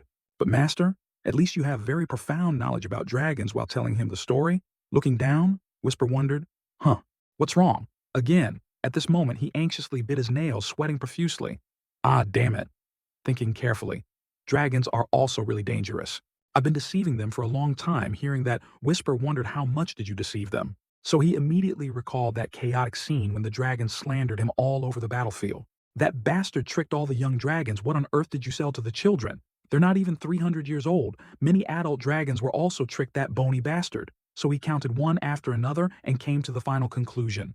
What about around 70 of them? With that overwhelming number, he panicked. This is bad. They have memories like leeches. They'll recognize my soul. Unlike him, Whisper at this moment thought of a plan so it wasn't too tragic or desperate. Isn't this a good opportunity for me to switch places with the master? After hearing that, he could only grit his teeth and look, reminding himself inwardly, I can hear you. Reaching a dead end, he had no way out and decided there's no other way. In the evening, you go out, you're Suri Joshua. Trying to endure something in the future, you will become a saint. You will escape the cursed Joshua family and become the Pope, but your suffering has only just begun as you try to endure. But you use all your strength, stamping your foot hard on the ground to resist. And yes, you are carrying Kim Isaac on your back. The more gleeful he is, the more exhausted you become. This damn kid is, now with a scheming face hand shaking the toy, he ordered da ha ha to the annex. You don't understand anything and just feel exhausted, cursing, "Why are you doing this?" "You do. You know who I am." Before he could finish, Whisper popped out and threatened, making him turn purple and unable to utter another word. "Move before I tear you into 100 pieces, you lowly insect." He, looking at the scene, was so bored he had no expression. Then he agreed with that opinion. "Yeah, focus on surviving and getting out of here first." As for Suri Joshua, he was so scared he burst into tears. "Someone save me." So in the quiet night, only the sound daw was heard. Da-da-ah to the left. He was so aggressive while Suri Joshua was staggering. He was out of breath carrying the burden on his head, while Kim Isaac just looked down, tapping the toy and scolding, "Da-ah, do you want to die?" Sober up Suri Joshua just felt confused by that difficult temperament. "Where are you planning to go in the middle of the night like this?" The sound of the rustling wind made Suri Joshua stop, not daring to proceed. Looking ahead, his face turned purple. It is right in front, none other than the second annex of the Joshua family. Suri Joshua looked on in terror and screamed, "The haunted house." Whisper, seeing that, laughed out loud while he appeared calm, trying to understand the hidden situation. Only Suri Joshua was so scared, his mouth gaped open. "Why did this crazy guy drag me here? Many people have died here, so the family head forbade entry." The two of them laughed gleefully as they were about to execute their plan. Whisper said softly, "At this time, it seems there are dozens of them here. You had to risk your life training hard for decades to gather this much mana." The building in front of them sparkled like jewels. Kim Isaac was even more gleeful and pointed straight ahead, ordering, "Let's go, kid." Suri Joshua, seeing him, persistently demanding, "Understood. You want to go inside?" "No, we can't go in there." The adult said no before he could finish. Whisper appeared again, threatening, making him fall silent. "Shut up and go, puppy." That old house with a faint glimmer of light. Two small figures slowly infiltrated the annex. Kim Isaac's voice echoed everywhere while he had to crawl, terrified. The house was both desolate and dilapidated. He looked on with weariness. "Da, it's much worse inside. You've been tired for a while and haven't rested." Looking around for a moment, he found a strange place and pondered. Wait, that is." Whisper checked and immediately reported to him, "The entire building has been sealed, master. Every door here also has something like a protective barrier." Hearing that, he dejectedly lay down on Suri Joshua, making him sigh. "Da, it's really troublesome. And you, who already felt heavy, now feel even heavier and tremble, both scared and tired." Looking up at him, Suri Joshua advised, "Hey, let's go back.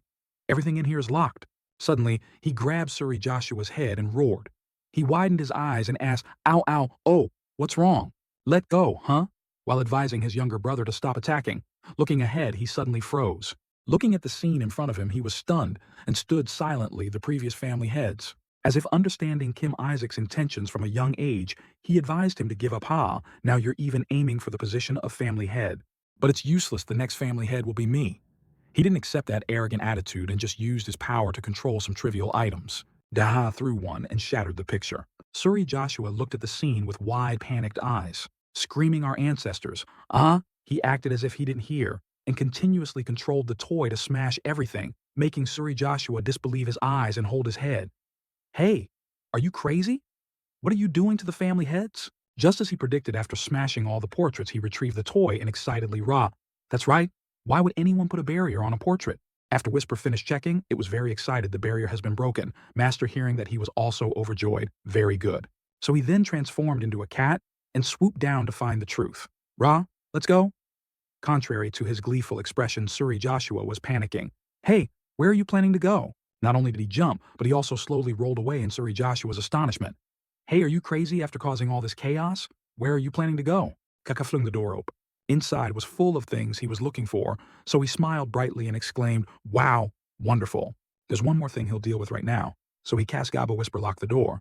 The door gradually closed while Suri Joshua was confusedly running forward. "Hey, stop, stop. What are you doing?" A look of contempt clearly appeared on his face. He thought to himself, "A child like you doesn't need to know, hey kid." After finishing, he sat properly and sighed, "Phew."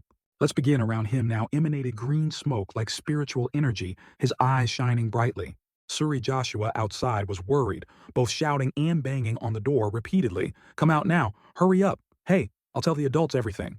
I'll tell everything and get you kicked out of here." While banging on the door fiercely, someone approached. Suri, that familiar voice made him sweat bullets in fear after hearing it. Relai Joshua asked, "What are you doing here?" He heard it and immediately turned around. Then he reported Kim Isaac's crimes. "Uncle, you came at the right time. Isaac, that monster, but before he could finish, someone behind him scolded. What do you think you're doing? Suri, no matter the reason. You know very well you're not allowed in the annex. What were you thinking? Bringing Isaac here. After hearing that he didn't understand and just chuckled awkwardly, asking back yes. In others' memories, Kim Isaac had turned into a pitiful person crying his eyes out when he was sinisterly carried away by him. Everyone looking at that scene gossiped, so she recounted, how many people do you think saw you carrying Isaac here on your back? Moreover, there are traces of offensive holy magic in Isaac's room. You are responsible for all of this. Okay? Those concluding words made him only able to slowly back away and retort in fear. No, it's true. I brought him here, and a part of my offensive holy magic, but Relai Joshua gently patted Suri Joshua's shoulder and advised Suri, this time, you've gone too far. No matter what, you've harassed a child who hasn't even been weaned. You locked Isaac in here after hearing that he panicked even more, not even having a moment to laugh. I didn't lock him anywhere. Isaac went in by himself. At this moment, a sound suddenly came from inside, startling everyone. Riley Joshua approached the door and asked Isaac, are you in there? Is the door locked? Oh my God. When Riley Joshua managed to open the door, his face contorted. He was now crying and wailing, making Riley Joshua shout Isaac. She stood there looking at the pitiful scene with sympathy. Are you okay? Isaac, gosh? The boy looked so scared. Suri Joshua was completely bewildered, not knowing how to react. Riley Joshua pitifully patted his head. Luckily, he's safe. The boy seemed scared, but it looks like nothing happened. He buried his face in his arms and sobbed inside. Riley Joshua's eyes were full of killing intent just looking him. Then he carried him away, not forgetting to remind Suri, you should be ashamed of yourself. Not looking back made him feel so wronged he could only say word by word, no, it's not like that really. The early morning quietly passed. He was studying with Whisper when suddenly a voice rang out. Isaac, I want to introduce someone to you. Riley Joshua kindly introduced, this is Asili. From now on, she will be your assistant. The elegant lady placed her hand on her chest and briefly introduced herself. My name is Asili, a holy knight of the Joshua family. After the introduction, she knelt and pledged, I will serve you until death. Whisper looked on reassured, but he only felt weary. Thinking it over, he pondered, one thing, did they send someone to supervise me because of what happened last time?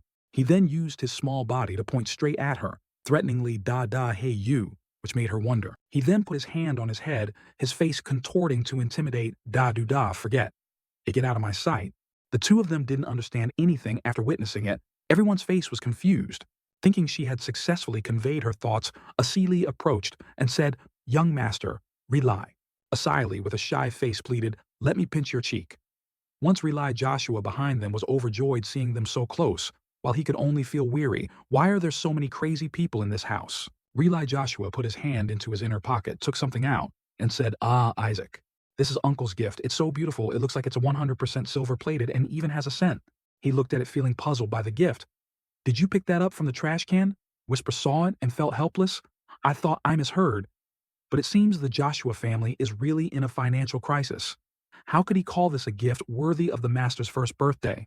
While still criticizing it, Atseli looked on in surprise. Oh my, isn't this the Saintess's family heirloom? After hearing that, he was half believing, half doubting, so he picked it up to examine, wondering the Saintess's family heirloom. Riley Joshua patted his head and explained, your uncle got it from the council for you. After checking, he realized, it's real. This is the ring the Saintess used in the battle against me. The ancient ring contains a bit of holy magic. He picked it up, and it immediately emanated white and gold smoke. The holy power inside is incredible. He picked up the ring with a calculating expression. It seems it will break after only 1 or 2 uses, but I have a way to fix it. Moreover, he looked elsewhere. Gowl Joshua was leaning against a tree, looking furious. Staring at him made him even more convinced that Guy's expression guaranteed this was real, glaring at the little nephew as if wanting to eliminate him. Gowl Joshua suddenly approached, confusing him. My little nephew Isaac. Forcing a smile for his beloved nephew while looking fake. Oh, how adorable you are. Hope you feel comfortable here, but ever since he got close, he started feeling uncomfortable and jumped. In his heart, he was screaming, Da, what the hell? Disgusting Whisper looked on with equal worry. Maybe he's crazy inside him. Things were just as chaotic. Damn it, everything is too complicated. I sabotaged the blessing device in the reliquary, so it couldn't receive blessings, but I didn't expect them to bring out the Saintess's family heirloom as a replacement like this. She then gave the ring to Riley Joshua and said, since Isaac didn't receive the blessing, we have to give this to him. Gowl Joshua heard it and panicked the Saintess's family heirloom. He resolutely pointed at himself and roared, give that thing to my son. She looked at Gowl Joshua and asked, give it to Suri. Then she sighed and waved her hand. Hasn't he already received the Holy See's blessing? Don't be greedy anymore. Go back. He remembered and only felt angry, gritting his teeth. I plan to pretend to donate to the Holy See. While taking it, he could never understand the true value of the family heirloom.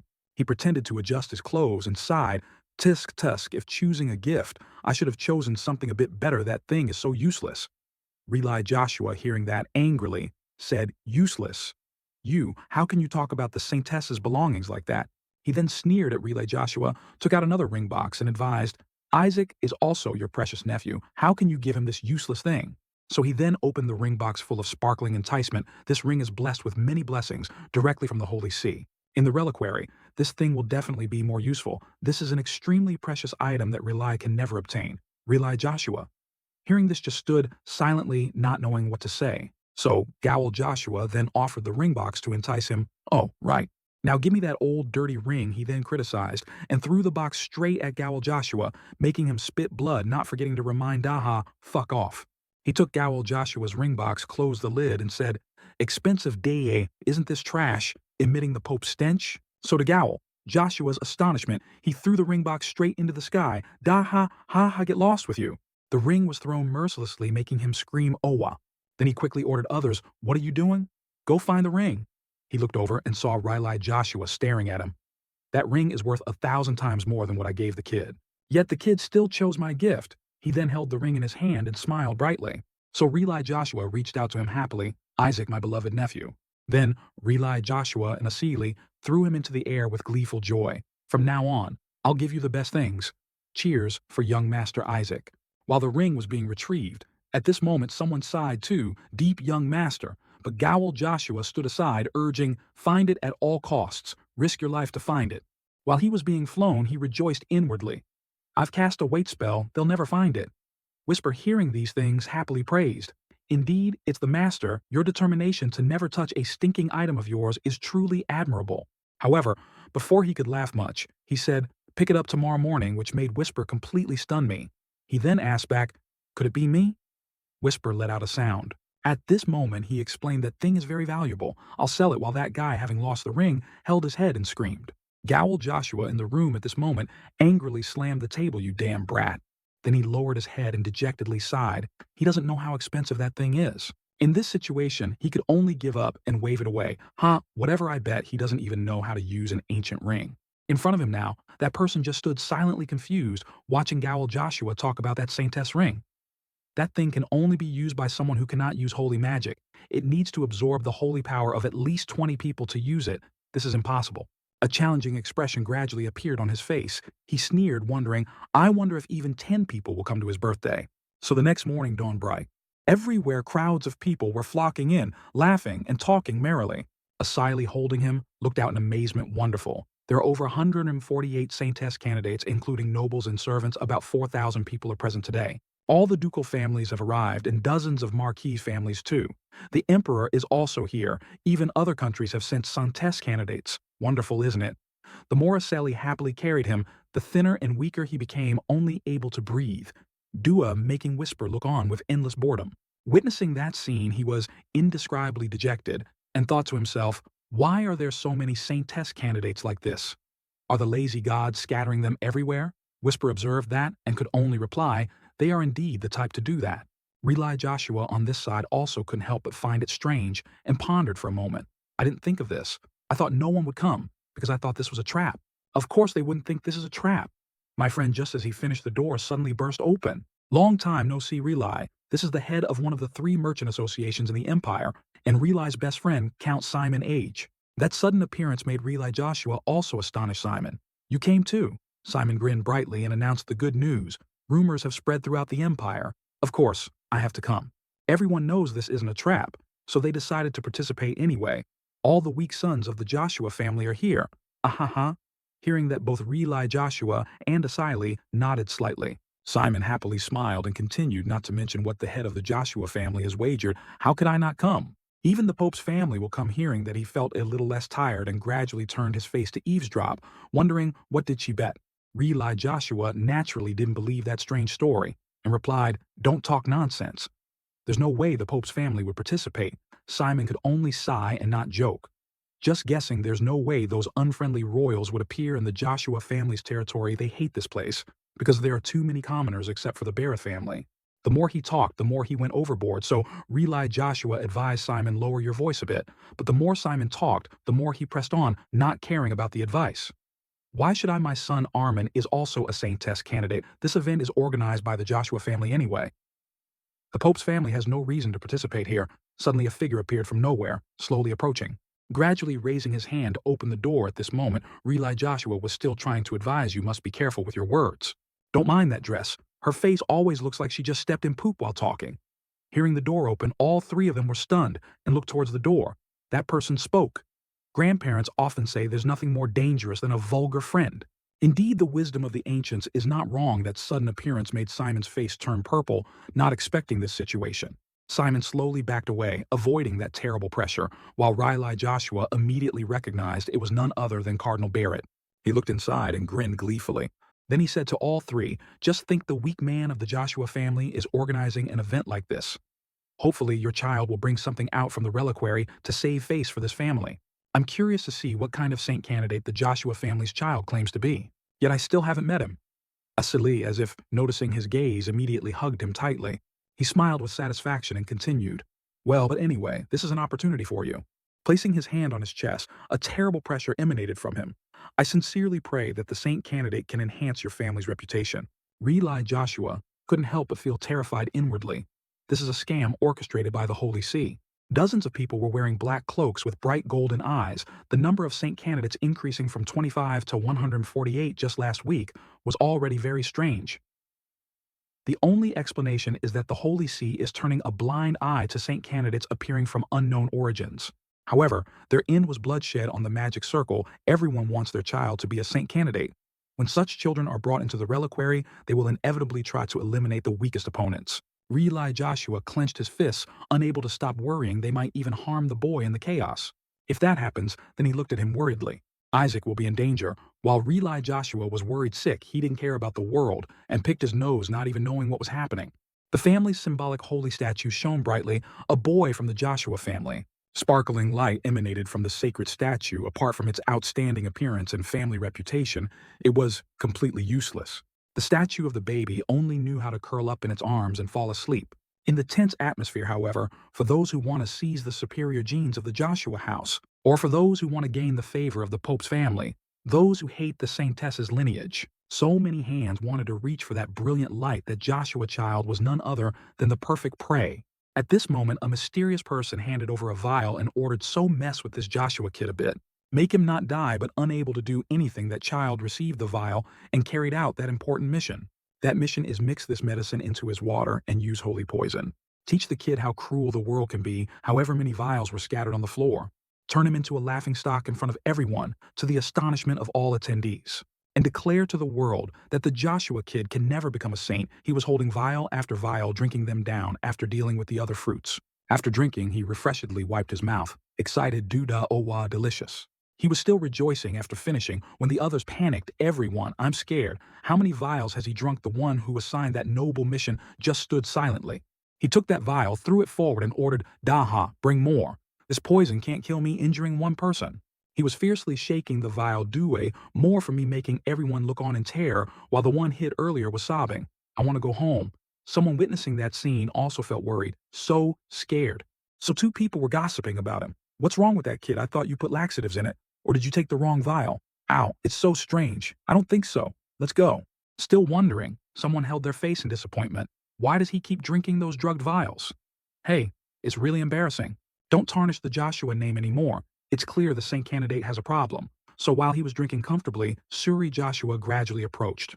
Then he decisively snatched away the vials and shouted, "Don't drink anymore. Are you that thirsty?" making him spit out water. Hey, Suri Joshua suddenly offered the vial, which made his eyes itch.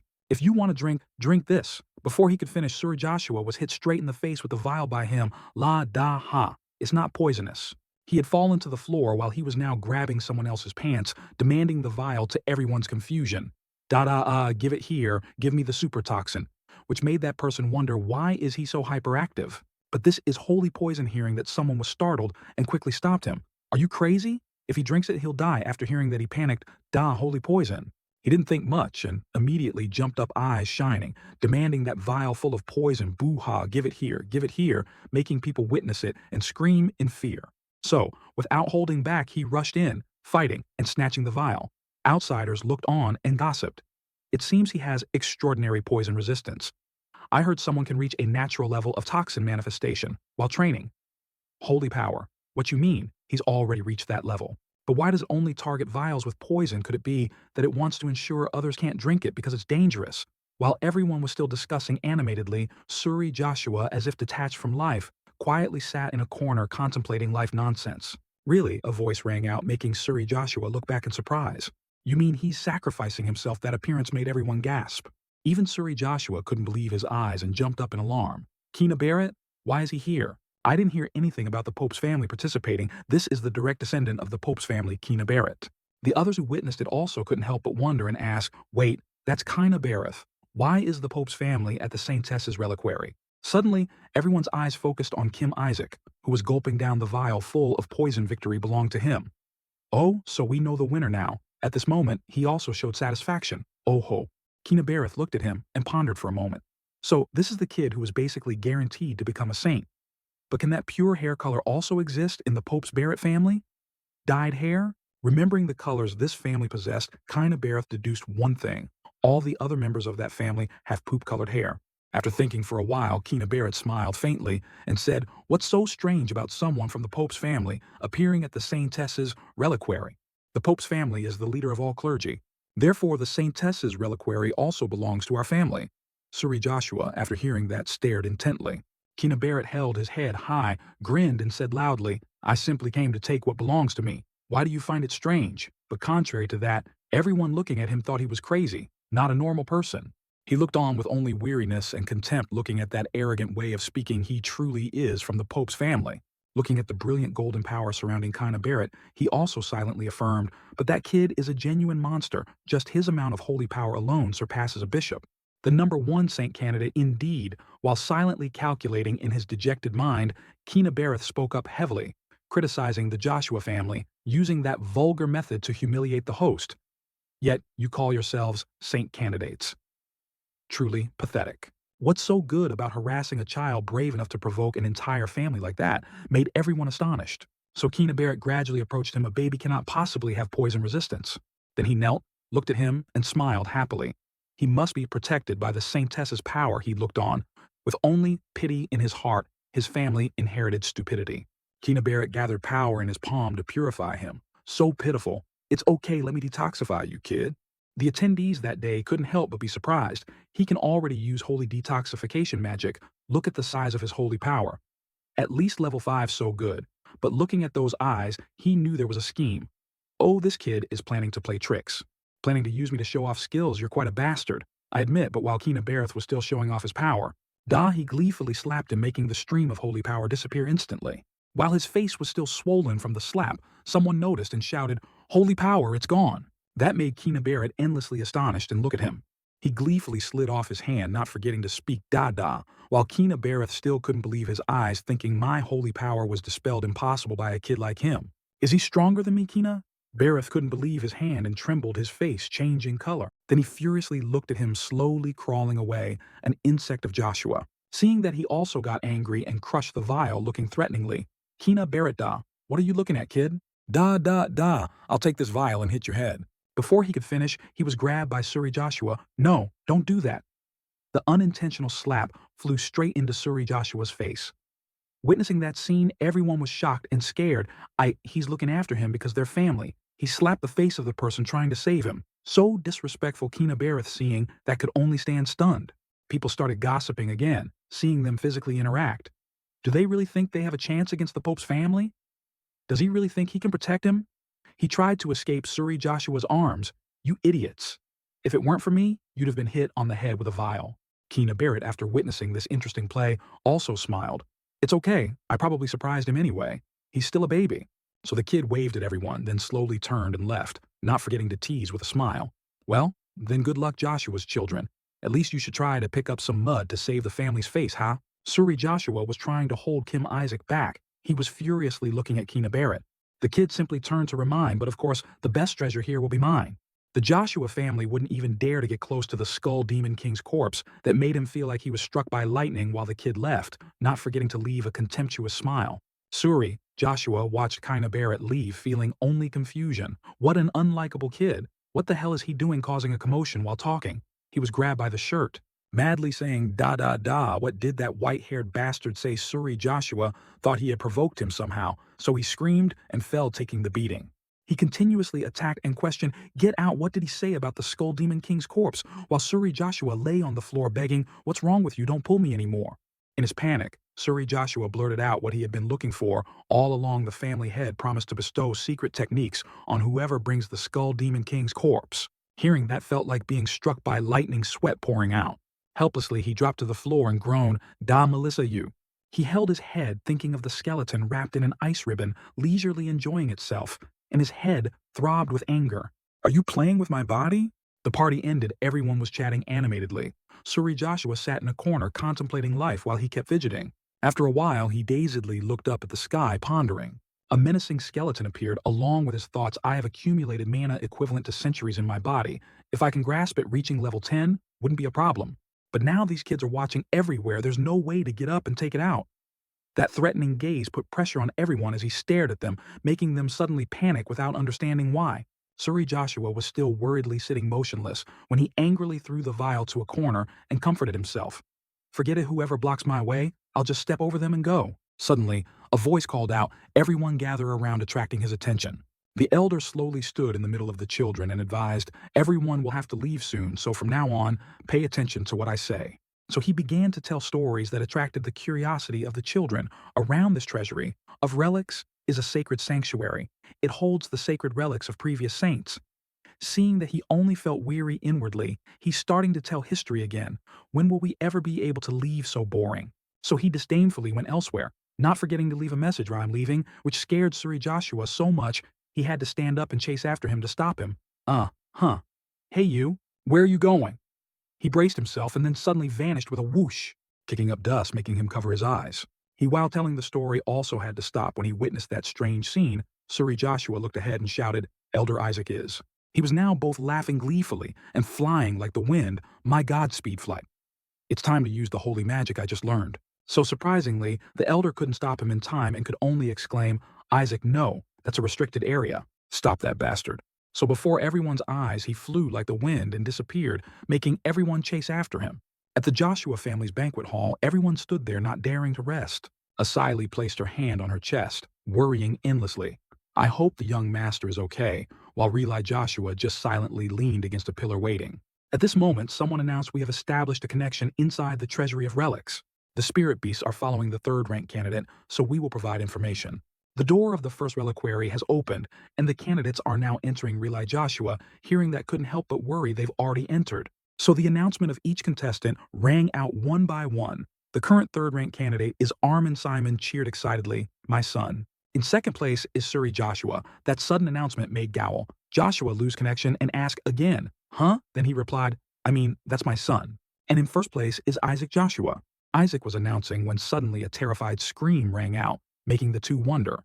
Then with his high speed, he ran straight to where the two were, while that poor elder had to chase after him with his old age. That was Isaac Joshua. Old and weak, tired and out of breath, he could only shout, "Isaac, please not that place, no. If you go that way, more traps will be activated." Before he could finish, his feet had already stepped straight into a trap, electrocuting the elder on the spot. Suri Joshua, seeing that, could only scream, "Ah, elder." Traps were successively activated by other children. Not only were there huge axes, but also a series of explosions, making the children scream, "Mommy, sorry, save me." As for Suri Joshua, he didn't call anyone's name, but just screamed and ran for his life with all his might. This crazy guy, why did you rush in there and cause all this mess? The reliquary's challenge was already life-threatening. Now we also have to avoid the traps set for intruders. He just focused on running forward, even though others were trying to stop him. So, this is the door to the second reliquary. He slowly crawled to the door when an announcement rang out. The second trap has been activated. Entering the side door of the second reliquary, Suri Joshua desperately tried to stop him. "Isaac, don't go in there." Whisper cheerfully flew towards him and praised, "Truly extraordinary master, thanks to the mana you absorbed in the annex I've leveled up." He also didn't forget to leave good wishes for Whisper. La good, now I can make people work harder after hearing that he could only say 2 words, damn it. About to succeed, he ordered, Whisper da, now go catch all of them. Whisper immediately zipped off to obey, understood sir. Whisper flew towards the children in front. At this moment, someone was saying, I didn't expect it to be this hard. The other kids were jealous and competed with each other. How can he fly like that? His family must have taught him beforehand. It's so unfair. Then suddenly, he was lifted into the air without understanding why. No one knew. Only he was helplessly surrendering to fate, crying inwardly. No, you idiots! They didn't teach him at all. While Whisper was tying him up and humming, Suri Joshua pleaded inwardly. I'm floating uncontrollably. Please put me down. Whisper gleefully announced, Master, I've caught the messenger. Then threw him to the ground mercilessly. He sat there happy at that appearance. Suri Joshua was thrown so hard he was injured and bleeding angrily, advising, Stop this madness right now. I don't know how you passed the first trial of the reliquary. Heaven's chosen selection, but from the second reliquary onwards, even one mistake can kill you. You must face your fears and choose the arduous path to further develop your sensitivity. Too tired of that nagging, he immediately zapped Suri Joshua into silence. Face contorting, he frowned too noisy. Seeing him unconscious and burnt, he began his adventure. Daha, forget it, explain what's in the second reliquary. While still able to advise, Suri Joshua reminded him, once you enter the reliquary, absolutely do not attack the enemy. Do you understand? Don't attack them. He heard it but didn't understand, pointing back and wondering, Da, what nonsense are you talking about? Why can't I attack the enemy not knowing the rules and just rushing in made Suri Joshua furious. That's the only way to pass the second reliquary. No matter what appears, just stand still for 3 minutes until they disappear. 3. Say you understand, if not both of us will die.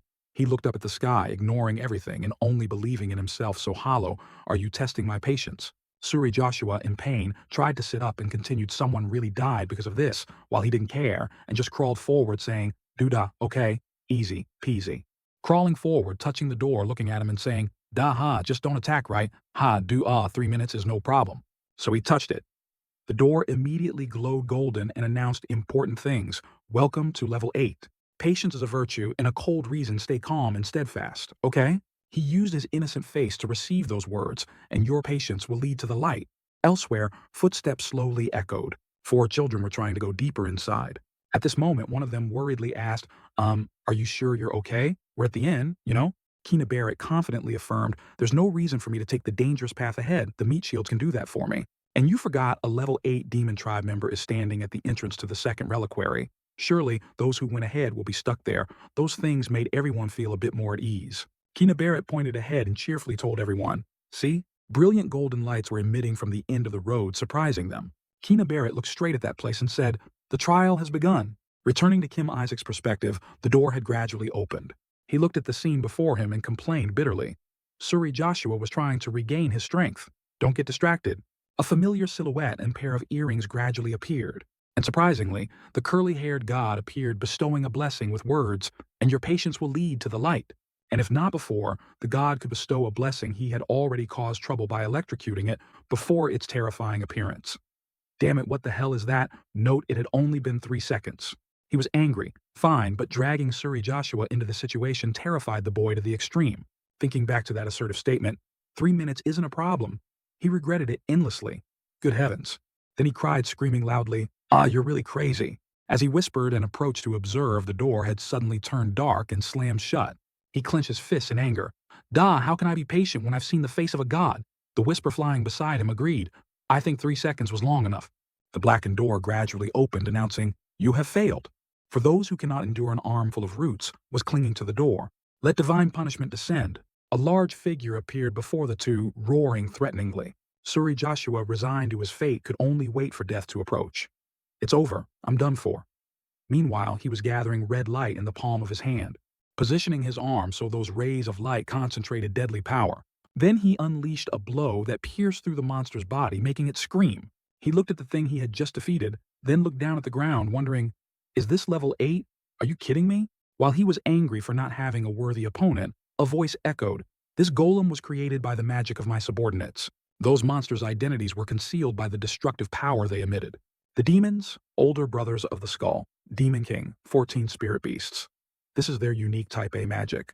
Hearing that and looking at the ruins before him, he couldn't help but wonder, did they work like dogs for the Joshua family?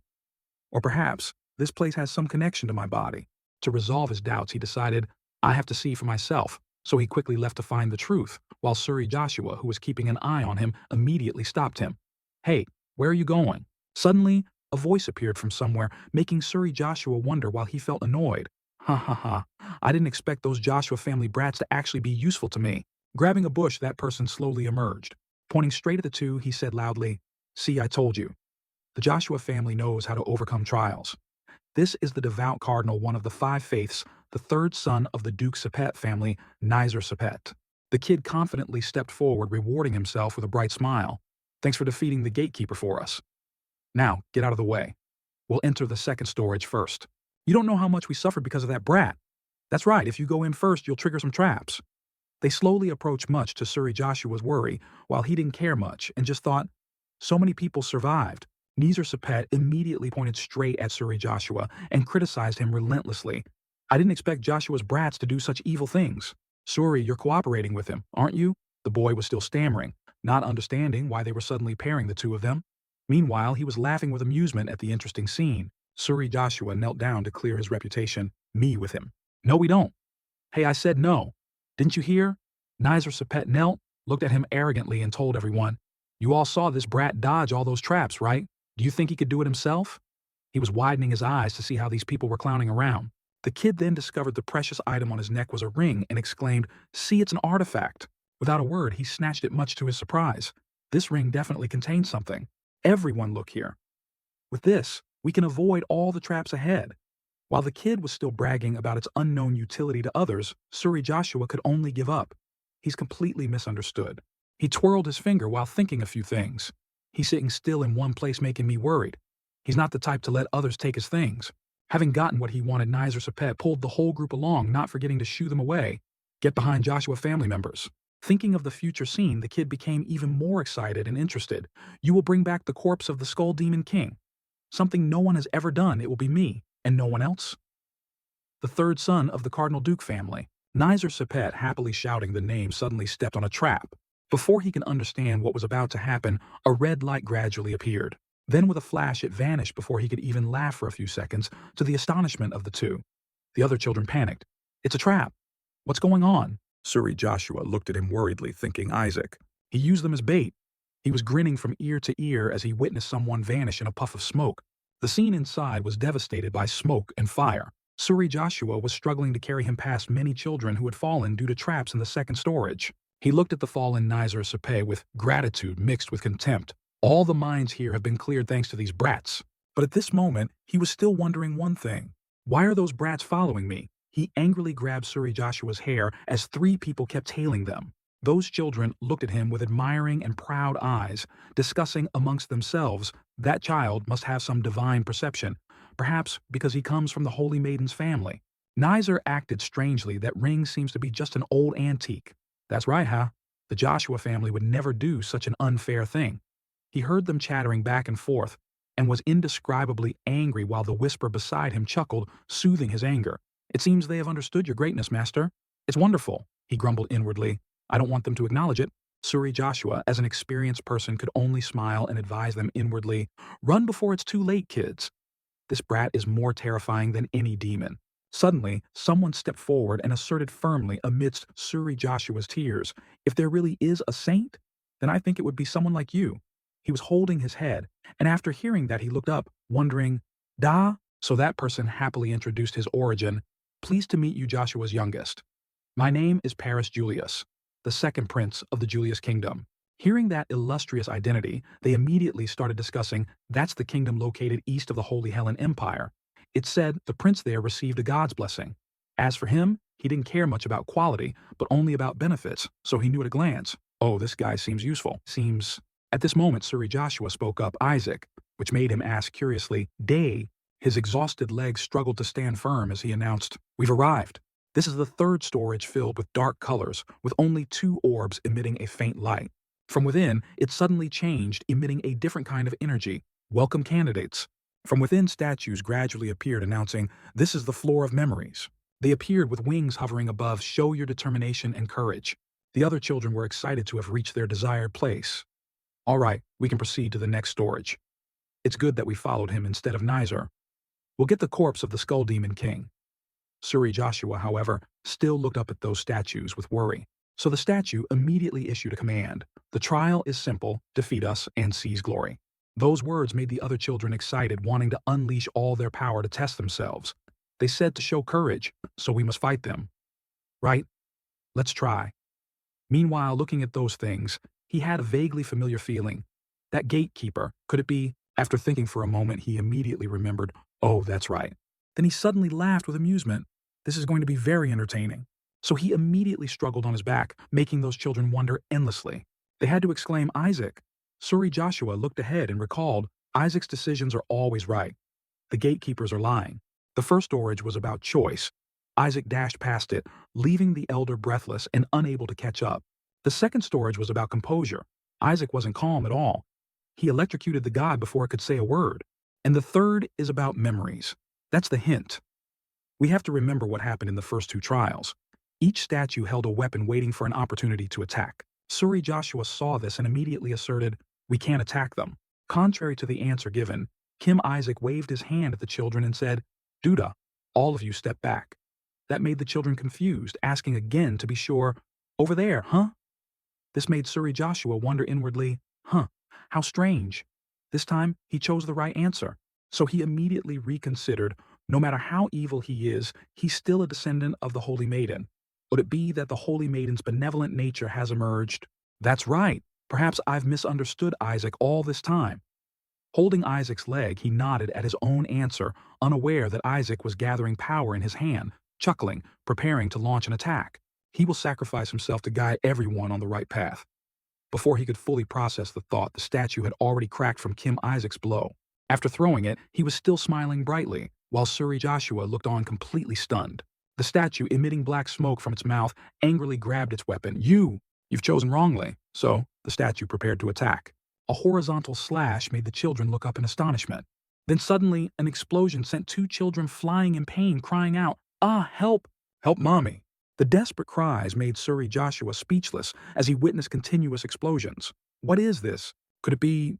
This way of handling the situation seems familiar. As he looked up, he saw him grinning from ear to ear, witnessing the statue being chicken-handled, which surprised Suri Joshua. Crazy bastard. He just loved watching these things and observed with excitement. It's been a while since I've seen this bunch. Another statue appeared dual-wielding swords chasing them away. Believing others so easily is too naive.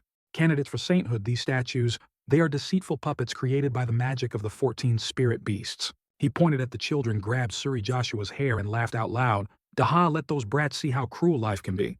Suri Joshua was speechless. More and more explosions echoed, filling the surroundings with thick smoke. The children couldn't bear it anymore, coughing violently and crying, asking each other, where did Joshua go? They were just here. At this moment, the two were invisible behind. Suri Joshua also felt his eyes sting, only he was laughing with amusement. Find them now. He's using level 6 holy art, useless phantom image. Being carried on his head, observing everything, he found it interesting. Suri Joshua, however, just felt his head heavy and tired. The more he looked, the more captivating he found it. Uncle gave me this spell to use in emergencies. What a perfect time to use it. Suri Joshua was still speechless at this situation. Paris Julius was tailing behind. At this moment, he stepped forward with immense admiration. Thank you for also casting holy art on me.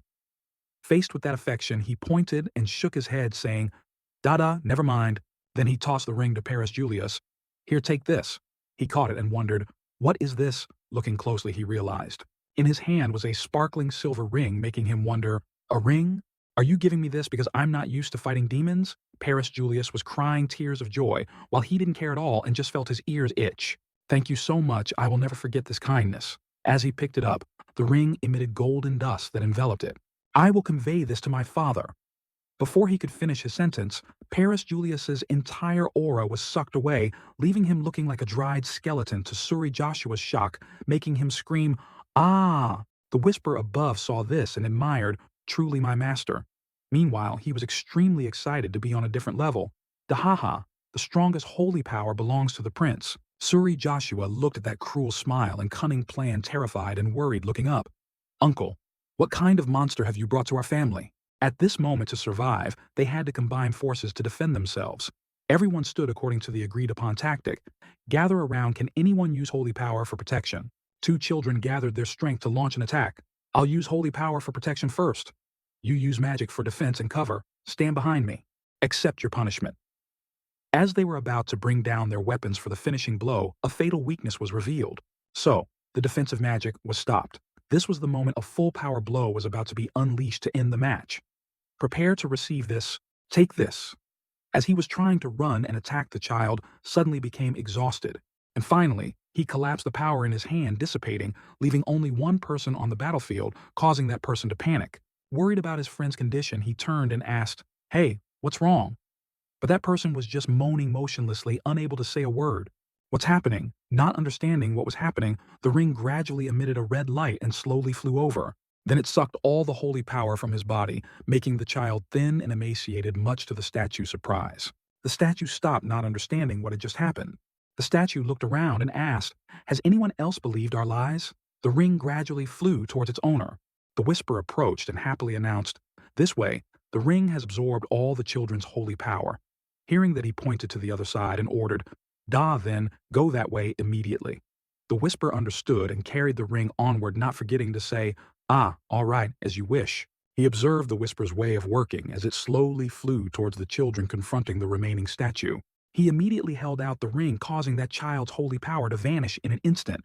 Surprise welled up in the other child's heart. "Hey, what's wrong?" At this moment, a voice echoed, "Don't feel it's unfair, little one. The lying puppet doesn't attack a neutralized enemy. Fainting after having all your holy power drained is better than being injured." A voice echoing from somewhere made the statue hold up its robe, wondering where the voice came from. The whisper looked at the scene and reported back, "Master, it's almost done."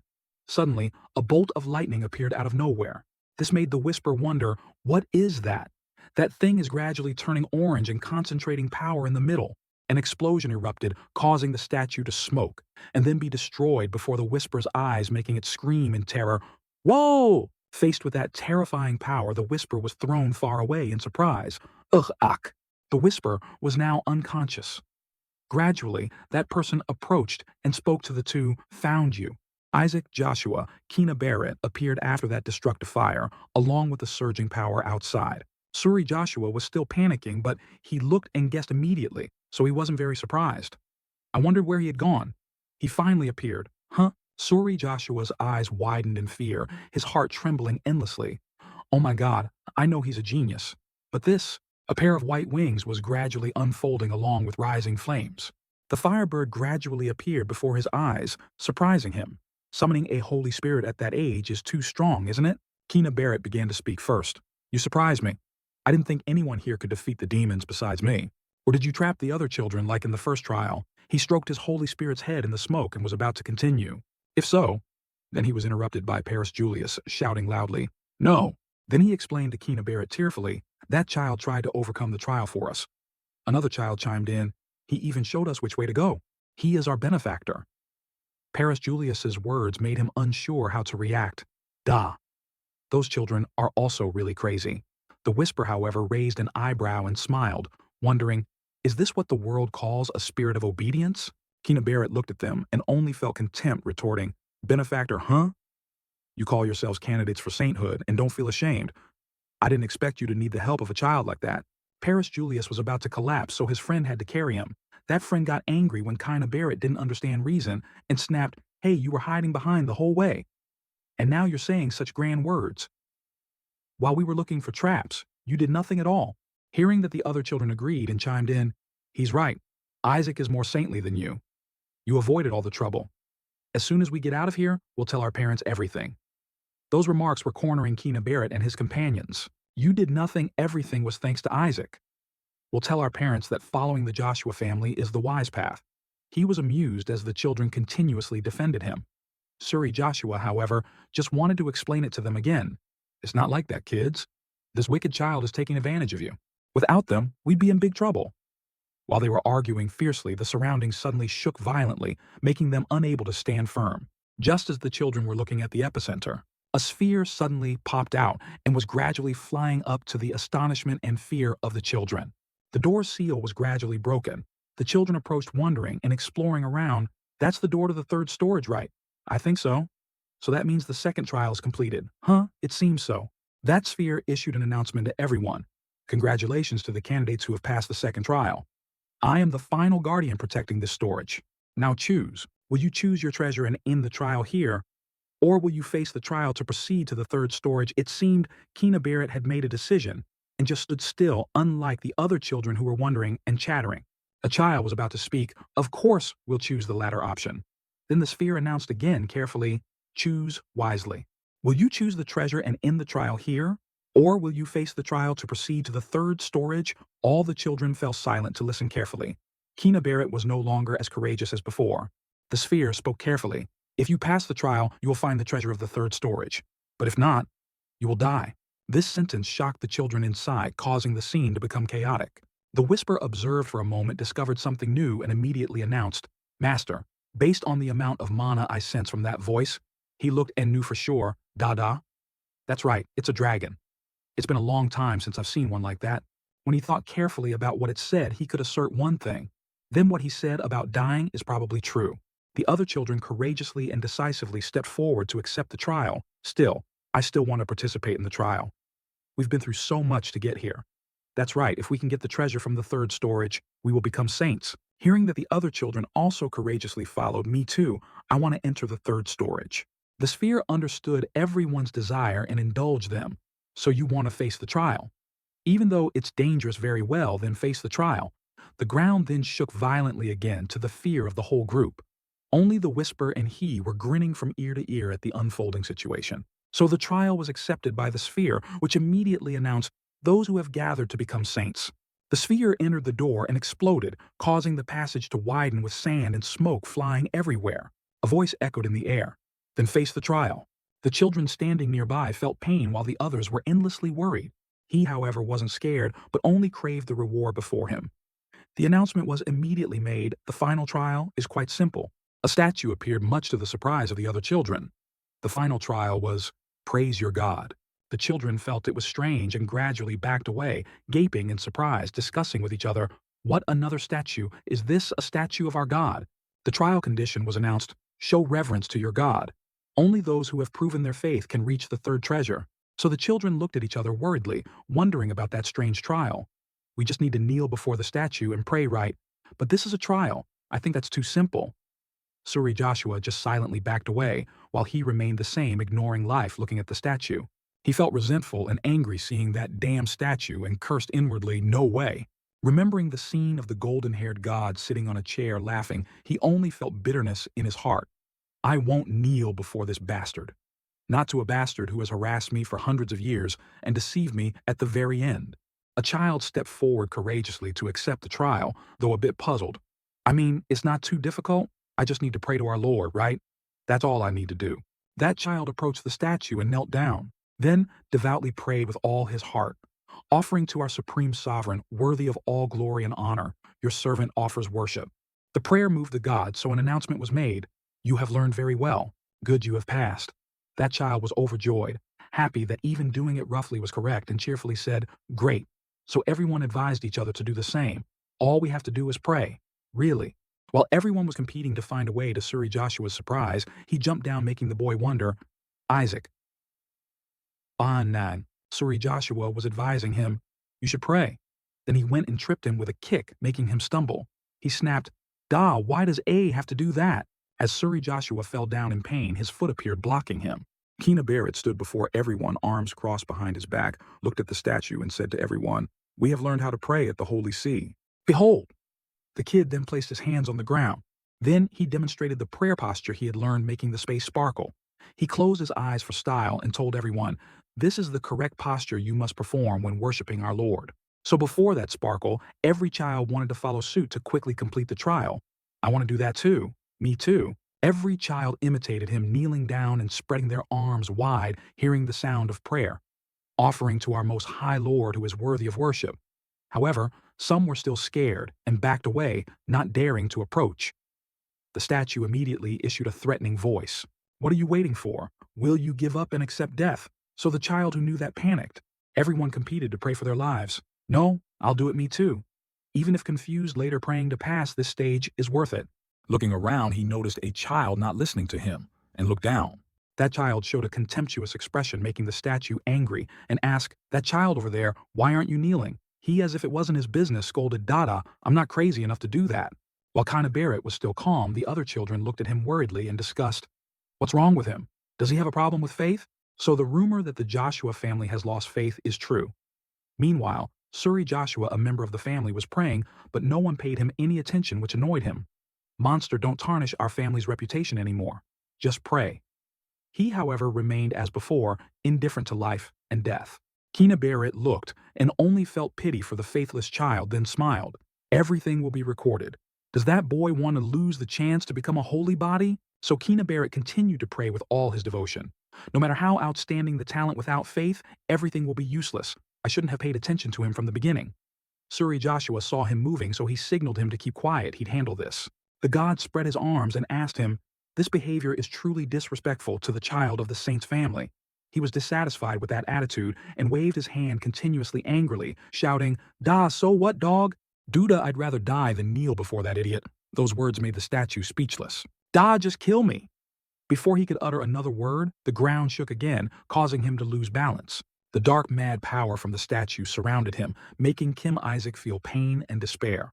Faced with that contemptuous attitude, the statue made a decision: let the insults perish.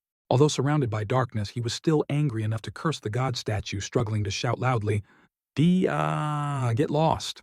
Daha, I will destroy that statue." He then poured all his anger into his fist, making it blaze, but deploying it here would cause casualties, so the whisper nervously reminded, "Master, this is too dangerous." Still tensing his arm, preparing to unleash destructive power, "Da, die." Then the statue suddenly lit up, praising, "Excellent," making everyone fall back, not understanding what was happening. Even he, who was about to punch the chipped statue, his power dissipated. The whisper also flew to a corner, not understanding. The statue then invited, "You have passed, little baby. Proceed to the third storage." This made Kina Barrett astonished, not believing his ears, and asked again, "Wait, what?" Using all his anger, he pointed straight at the blasphemer and wondered, "You said we had to show faith to pass. So that brat passed without praying at all. That's too absurd." He looked without saying anything, just harboring this grudge. The statue then explained the reason, making him completely stunned. "Only that child is qualified to pass through this door. Only he has shown faith in God."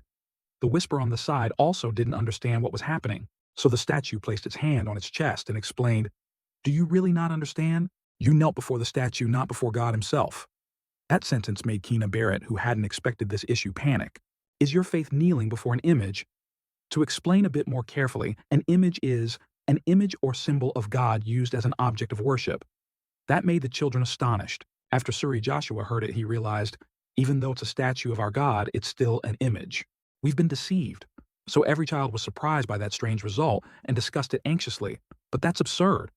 That statue looks like our God in the holy painting. I mean, the Bible says not to worship images. The God pointed at that special child and praised him endlessly, to the astonishment of the children. Look at that child, even before the fear of death. He did not yield and held firm to his faith. Therefore, only that child is qualified to enter the third storage. Faced with that proud honor, he had to stand up and force a smile, even though he had nothing, which made the whisper chuckle teasingly. "Faith, huh?" This made him shout, "Shut up!" Facing that unfair result, Kina Barrett was unwilling and frowned, saying, "I cannot accept that." The statue heard that and asked back, "Oh, so the kid stood before dozens of people and expressed his opinion?" A child who can't even speak has no way to prove it if he doesn't kneel because of faith. The whisper on the side also agreed and told him, "I mean, it also makes sense if you don't want to." He then nodded in acknowledgement. "Dada, right."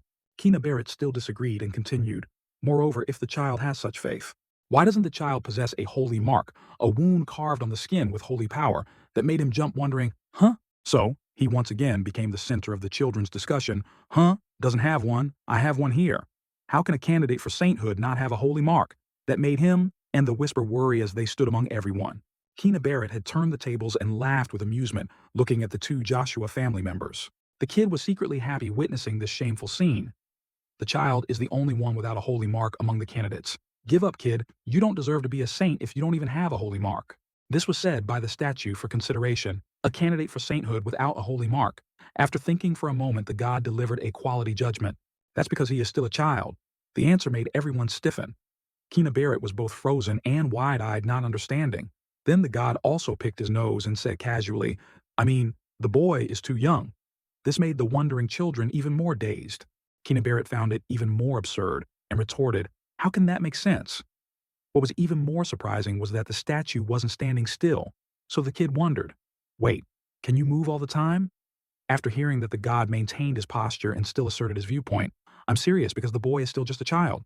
Believe me." So someone decisively spoke up for himself, "Then let me in too. If someone without a holy mark can still enter, then so can I, because I have a holy mark. You're right, I also have a holy mark. This proves we are candidates." After such lively discussion, the god finally sighed and advised the children, "You kids have to realize that you don't have it because you're special." Then he asked, "Does everyone think the same?" The children immediately agreed together. "Yes." The statue asked again. "So everyone wants to enter the third storage." Everyone chorused again. "That's right." Since the brats wanted it, the god indulged them, humming a note and then agreeing. "Then there's no other way. I'll let everyone in." Hearing that the children were delighted as their wish was about to be granted. "Yes, now we can enter the third storage." Hearing the other kids say that Suri Joshua couldn't help but wonder inwardly, "Is he letting us in so easily?" But the god also reminded the brats of one thing. "I mean, if you want to rush into the fire, like moths, then go ahead." The children didn't understand what was happening when a black mist gradually spread around. The statue gradually dissolved into those black sand particles enveloping the surrounding space, not forgetting to remind, "All right, I'll let you in." A thick black mist gradually became clear as the door slowly creaked open, like a strong, deathly aura rushing straight out. The pressure made everyone disbelieve their eyes. Just a slight external influence had made everyone feel nauseous and uncomfortable, unable to stop. "Feel it, that's the dark magic radiating from the body of the skeleton demon king. Know your place, fools. I had intended to spare those who cannot withstand dark magic." Unable to endure much longer, they all slumped down, the discomfort gradually spreading through their bodies until only one person was left groaning, "I really can't stand it." Meanwhile, he stood at the front, mouth wide open, drooling. Yes, the desire to go deep inside made him unable to restrain himself anymore. He then happily prepared to step deep inside. "Here it is, my body, the body of the Skull Demon King. My body lies there." That door full of deathly aura opened wide as if inviting him to enter. Even though the dark aura was constantly rushing in, he didn't pay any attention to it, only caring about one thing. "My body is there." His eyes sparkled in the darkness as he exclaimed, "I never thought we'd reunite after self-destructing in the god realm." He craved it so much that saliva dripped down uncontrollably. He inhaled deeply, unable to hide his excitement. Oh my, look at that dark mana gushing out. Looking inside and then wiping his mouth made the whisper look on with disgust. That demonic expression baring its teeth in a smile made all the children shiver, but the statue proved the opposite. Look at the child who has proven his faith. That is the face of a courageous warrior. The children looked closely and only felt a chill, thinking with disgust. A lot. His eyes have lost focus. What kind of baby is like that? That sphere gradually floated up and announced, "It's not too late yet." Then it went deep inside with the door to the surprise of the children. "Those who cannot laugh in the face of death can turn back and leave. If you give up here, I will allow you to choose a treasure from the second storage." Suri Joshua heard that and witnessed the deathly aura, only feeling hopeless and thinking to himself, "Damn it, how can I get past that dark mana?" One by one, the children shed tears and knelt down before the terrifying pressure, wanting to give up. "Don't go in. We could really die." Another child heard that and immediately felt regret. "Maybe I should just choose the best item in the second storage." Kina Barrett, however, was braver and stepped forward, asserting, "No, I don't need anything from the second storage. All of us will head to the third storage." The kid was the one trying to stand up against that terrifying power, giving everyone more will to conquer. However, the following sentence made the entire group of children speechless with surprise. "And please activate all the traps in the third storage." The child in black witnessed it and thought to himself, "This madman." The other children heard it and were equally desperate. The sphere then asked again, "Oh, are you serious?" So Kina Barrett approached the fireball, spread his arms wide, and said, "No saint in history has ever been able to retrieve the corpse of the Skull Demon King. Not even Saintess Melissa." That answer far exceeded the fireball's thoughts, so it praised the kid. "It seems you know something about the third storage, huh?" This was within Kina Barrett's calculations, so the kid was sure of one thing: there's no way Saint Melissa would abandon children to die. "I'm sure there are preventive measures." So with that thought, Kina Barrett continued, "I don't want to hear about us receiving treasure that isn't there. Therefore, please return the third storage to its original dangerous state." After saying that, Kina Barrett smiled at his own firm opinions. "So I can receive an even greater evaluation than the saintess herself." Although the kid spoke very well and a lot, he looked and thought firmly, This brat has also lost his mind. It sounded so reasonable that it couldn't be refuted, so the fireball accepted the challenge. If you say so, then all right. It will certainly help determine more clearly who will be the saint. So that dark smoke gradually appeared to the astonishment of the children. At this moment, a child unable to bear his anger pushed Keena Barrett away and cried, "Ah, you go in yourself." The kid simply observed everything and laughed. "Why drag us along?" The child said, tears streaming down his face. One by one, they were dragged along. When their feet had left the ground, they were teleported to another place. Although the water was clear and blue, the defiled arm in the middle of the stream was likely the source of the deathly aura. Everyone who entered here felt tired, had difficulty breathing, and couldn't maintain their balance. He, however, excitedly observed that strange dimension. Oh, it's so chaotic." The whisper, not forgetting its duty, immediately pointed forward and said, "Look over there, master." The whisper pointed straight at the arm in the middle of the river, where the dark aura swirled. Those hands seemed to have absorbed so much dark power that they glowed purple in the stream. The whisper spoke, "It's your body, master." He was so overjoyed with craving that he wanted to fly to the sky, praising endlessly, "Well done, my child, I mean my body. It has absorbed the energy in the third storage." The children looked at the source of power emanating from there and couldn't help but panic and worry. Is that the corpse of the Skull Demon King? Just one hand emits so much dark mana. But that still wasn't enough. So he laughed with amusement and thought to himself, "It's not even the whole hand, just the thumb. Is that all that's left? The rest are fakes." Looking closely, you'll see only one finger emitting that dark aura. Suddenly, the source of power seemed to be gradually absorbed. Then from the arm, a magic circle appeared below, summoning a hideous horned monster. It screamed, shaking the surroundings. The children saw this and screamed in fear, "Ah, it's a demon." Some were so scared they grabbed their heads and shouted loudly, "I thought after the second trial they wouldn't appear." So the fireball immediately reminded them, "You requested all safety measures to be removed." But he didn't deal with it immediately, instead, standing still, observing, and wondering, "Wait, that is—" The monster stomped its foot hard on the ground and shouted, "You insects!" Then it roared heroically, threatening the children, "You dare to seize the body." This critical situation was all caused by Keena Barrett making one child indignantly point at the kid and blame him. "It's all your fault. How will you take responsibility?" Keena Barrett pushed that child behind him and stepped forward, asserting firmly, "Trust me, I will ensure all of you can leave here with a treasure." Keena Barrett smiled at the current scene and thought to himself, 14 spirit beasts. Subordinates trained by the Skull Demon King, and they are the idiots captured by the Pope's family. I've prepared a holy art against that thing. The treasure is mine." So the kid stepped out alone to fight the demons. The kid's eyes suddenly brightened as he looked straight at that demon. It was quickly suppressed by the saint's power, leaving it to stand still and scream, unable to do anything more. Everyone who saw that admired Keena Barrett. Gawa, that's the light of the Pope's family. He, however, just quietly observed, indifferent to worldly affairs. Although he courageously stepped forward, Keena Barrett was also quite alarmed. When everything went as he thought the kid was secretly happy, "Good, it worked. Now I'll take it." Before he could rejoice, a voice interrupted his thoughts. "Is that you?" This made Keena Barrett panic. That demon had now rushed out of that strong holy power and was menacingly approaching Keena Barrett, causing the kid to panic. That demon gradually approached, asserting, "The one who dares to seize my king's body." At the entrance to the artifact storage, there was a rustling sound.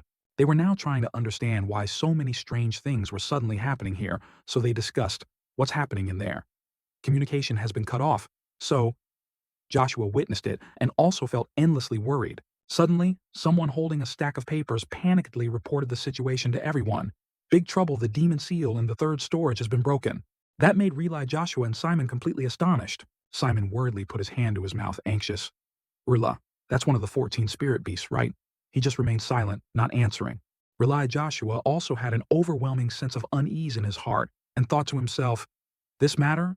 Why, if it's the 14 spirit beasts, then everyone in the storage will be in danger."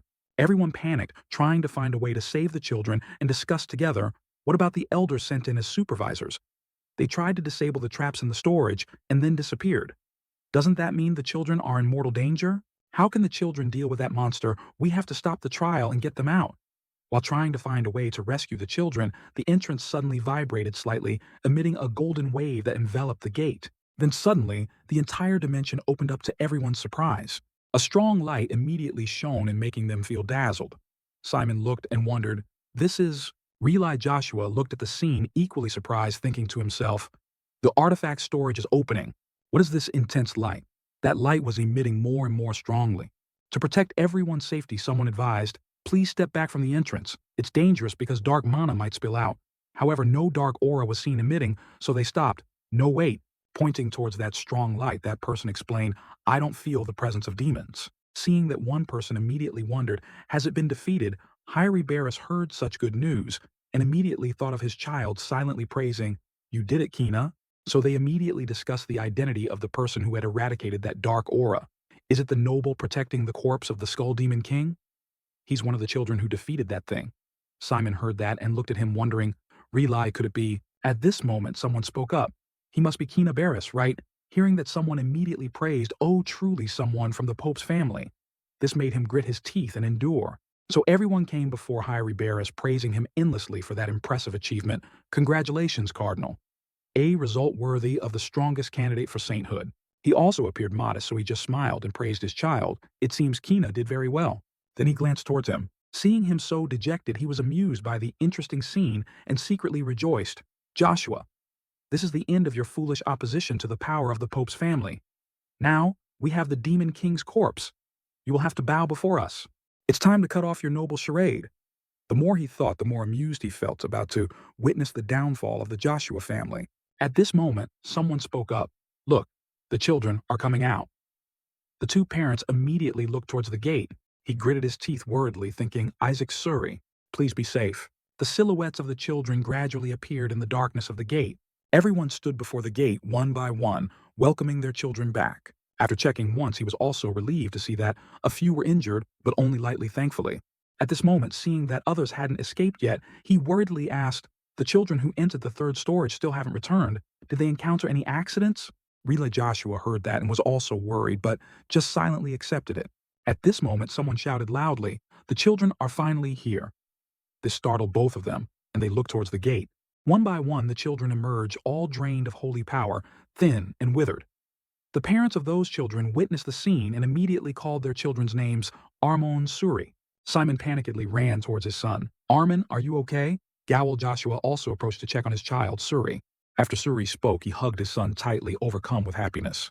"Father." He then checked around and asked, "Are you okay? Are you injured anywhere?" At this moment, behind Riley Joshua and Asili, Kim Isaac was still not seen, so they were endlessly worried. Where did Isaac go? Worry filled their minds as he had disappeared without a trace. Didn't Isaac go with them? He felt like he had fallen into a deep pit of despair as Isaac's figure had vanished and couldn't be found. While lost in thought, Hyrebarus suddenly asked his child, "Kina, what's in your hand?" That question made the kid freeze in fear. Seeing his child still silent, he asked again, "Where is the corpse of the Skull Demon King?" Kina Barris could only answer in fear. Trembling, So he immediately got angry and scolded, "Who told you to bring such a useless thing like this?" Suddenly, a source of golden energy appeared from the sky. Slowly, that power grew larger to the surprise of many witnesses. At this moment, someone pointed in that direction and shouted, attracting everyone's attention. "Look, a wolf!" Then, a holy dragon gradually appeared from the smoke, carrying Kim Isaac away from the storage. Suddenly, someone spoke again. "Wait." Relay Joshua also looked up and discovered something surprising. "Is that Isaac?" He was being brought back by the holy dragon. He laughed with amusement, arms crossed at his own cool appearance. When the holy dragon landed, Relay Joshua immediately approached to welcome him. Isaac and Asili also ran over worriedly. "Young Master Isaac." Asili looked and wondered, "But young Master Arla, that wolf?" Asili looked and immediately knew that this was the young dragon guardian watching over the relic storage. That made others surprised and asked again, "Holy dragon." Observing carefully, Relay Joshua thought, "She's right, that's the young dragon protecting the treasure." Although its form is a wolf, the aura it emits is clearly that of a holy dragon, the dragon of the matriarchal clan with a deep connection. With the dragon summoned to the relic storage, its mere existence is already noble. That sudden appearance made Relay Joshua speechless. A strange sound kept emitting, making Relay Joshua wonder and approach. "What is that sound?" When he looked up, he saw him sucking on something in his mouth. To everyone's surprise, the soldier pointed forward, stammering and trembling. "Elder, the thing Isaac is sucking on, is it?" Hyrebarus immediately stepped forward and interrupted, "But that's the compassion of a saint saving the host's honor." This made Relay Joshua feel insulted. The holy dragon witnessed this chaotic scene and decided to step in and resolve it, saying, "What the hell are you doing wrong?" This very child has seized the body of the Skull Demon King. Hearing that sentence, he wagged his tail and smiled brightly. You are truly foolish. That sentence made him astonished, thinking to himself, what? Not noticing his child trembling behind him. Remembering that scene, Kina Barrett felt extreme fear. Why? The demon tribe didn't fall but grew stronger and stronger, surprising the kid. Why isn't my holy art working? So, the emboldened demon advanced, wanting to exterminate everyone. You are insects.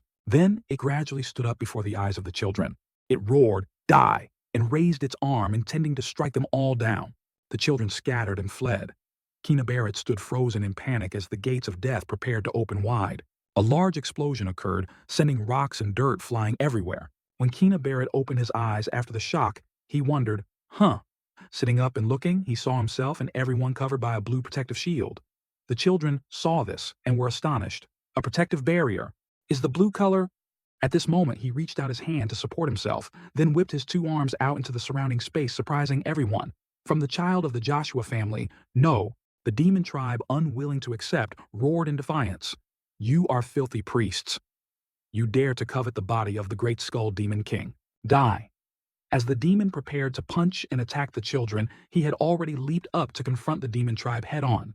His hand, tensed with power, emitted a light that eradicated the resentful face, rushing towards him, not forgetting to curse, Duda, idiot. Get out. Duda. Duda. Don't you recognize your master? Then a large explosion occurred, shaking an entire region, and thus the battle ended. Everyone looked at the holy dragon standing tall and discussed the authenticity of the story. The dragon wouldn't lie, right? This means the child of the Joshua family really brought it here? So what did Kina do? He and the holy dragon didn't participate in this brawl but stood still watching the events unfold.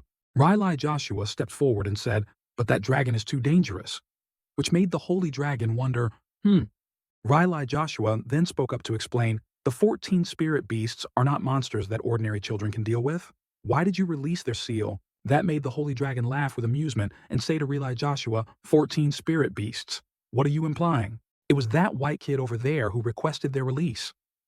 His identity was confirmed. Kina Barrett was the one who caused all that chaos, making Hiri Barrett look at his child with anger. So the other children immediately pointed straight at the kid and accused him of that behavior. That's right. Kina asked the dragon to activate all the traps in storage number 3. He even forced us to follow, putting us in danger, returning to that familiar home. The elders gathered, rummaging through his waist, wondering, have you found it yet? I don't think it's here. After rummaging for a while without finding anything, everyone was utterly disappointed. Why isn't it appearing? Seeing that scene, he gritted his teeth in anger. Just keep looking for it all day. Let's see if you can find it. Everything had happened, but remembering it, he still had something on his mind. Even so, what happened at the relic storage bothers me more. Just as the explosion erupted, shaking the space, he also left a remark, da-da-da-da. Don't you even recognize your own master? That immense power swirled straight into the demon tribe, causing the demon's face to contort and collapse, unable to fight back. Familiarity flooded its mind, so the demon immediately asked, this mana, is it you, master? This astonished him. So before collapsing, the demon confided about its current state. When I heard you had passed away, I thought my world had collapsed. But I always knew you would return to us. Master, I need to serve you, master. The demon said this as it vanished before the terrifying power unleashed by him. He was caught by the spear. Before he could finish speaking, the demon had vanished into mist while he gritted his teeth in regret and rushed forward, thinking to himself, damn it, speak clearly before you die. I still have many things to ask you. While the Whisperer was enjoying a peaceful life, he was contemplating unfinished business. The ones who caught him were from the Pope's family, right? I need to investigate this matter. Before he could think further, a milk bottle was suddenly thrust into his mouth, making him wonder, Riley Joshua held the milk bottle firmly and forced, Isaac, go poop quickly. This made the Whisperer's eyes widen, laughing excessively. Goo ha ha ha ha ha ha. Not stopping there, Riley Joshua ordered everyone, quickly bring more laxatives, a stronger type. This made his face wrinkle in anger now. The Whisperer laughed incessantly while he continued to turn this house upside down. This damned house. Soon I'll turn everything upside down. Faced with that relentless coercion, someone bit their nails anxiously. If the matriarch finds out, she might kill us all. She really could disembowel the boy. Hearing that, Riley Joshua held the milk bottle and assured, calm down, elder. It'll be fine. Although he told others to be calm, Riley Joshua himself was trembling and biting his nails incessantly, but he still tried to reassure others. Although she had previously dissected one of her sons. But anyway, the boy is her biological grandchild. The faces of the two were now pale with fear, making him wonder, her biological son? The whisper heard that and immediately asked, didn't Melissa already have a husband, a model kindergarten teacher who went on a pilgrimage here? He looked at the whisper and replied, yes, it will take some time for them to complete it. I just need to absorb all the mana before Melissa returns and then escape. While thinking, Gowl Joshua suddenly appeared, bursting open the door. Gradually stepping inside, he said, Arla, come here, which made Riley Joshua turn around and ask, wondering what? He then explained, the matriarch is calling you. The news just arrived, making him look straight at him in astonishment. What? Riley Joshua was so surprised he gaped, not believing his ears. Mother is back. After a pilgrimage, she has never returned this early. Hearing the matriarch was back, he gritted his teeth, both worried and angry, cursing inwardly. Damn it, did they come back early because of me? He touched his necklace, which was emitting a blue light, and felt uncomfortable. I still haven't absorbed all the mana yet. This is dangerous. He now seemed to have lost all vitality, unable to sit firmly, his face changed color with fear. With Melissa's personality, she will definitely disembowel me and interrogate me. Just stepping out, countless gold, silver jewels, and golden chests were displayed, astonishing everyone. Oh my God.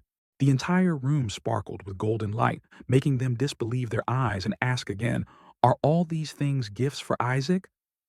Riley Joshua only saw these items and breathed a sigh of relief. I thought it was the matriarch herself who came. Gowl Joshua saw that and laughed, wondering, are you scared? Our protagonist was so terrified his eyes were completely white. So after teasing for a while, Gowl Joshua laughed with amusement and said, she hasn't arrived yet. She just sent a voice message saying she'll return with the head of the family. I didn't say she had arrived. He looked at him, angry, glanced sideways, gritted his teeth and cursed inwardly. This damn bastard. The golden-haired knight approached, placed his hand on his chest and told everyone, oh, the Pope has also sent gifts. The elders heard that and didn't care much, replying perfunctorily, sell them all, chpoof. The golden-haired knight witnessed it, sweating profusely, and immediately reported to them, the Pope's messengers will hear you. They are waiting for you.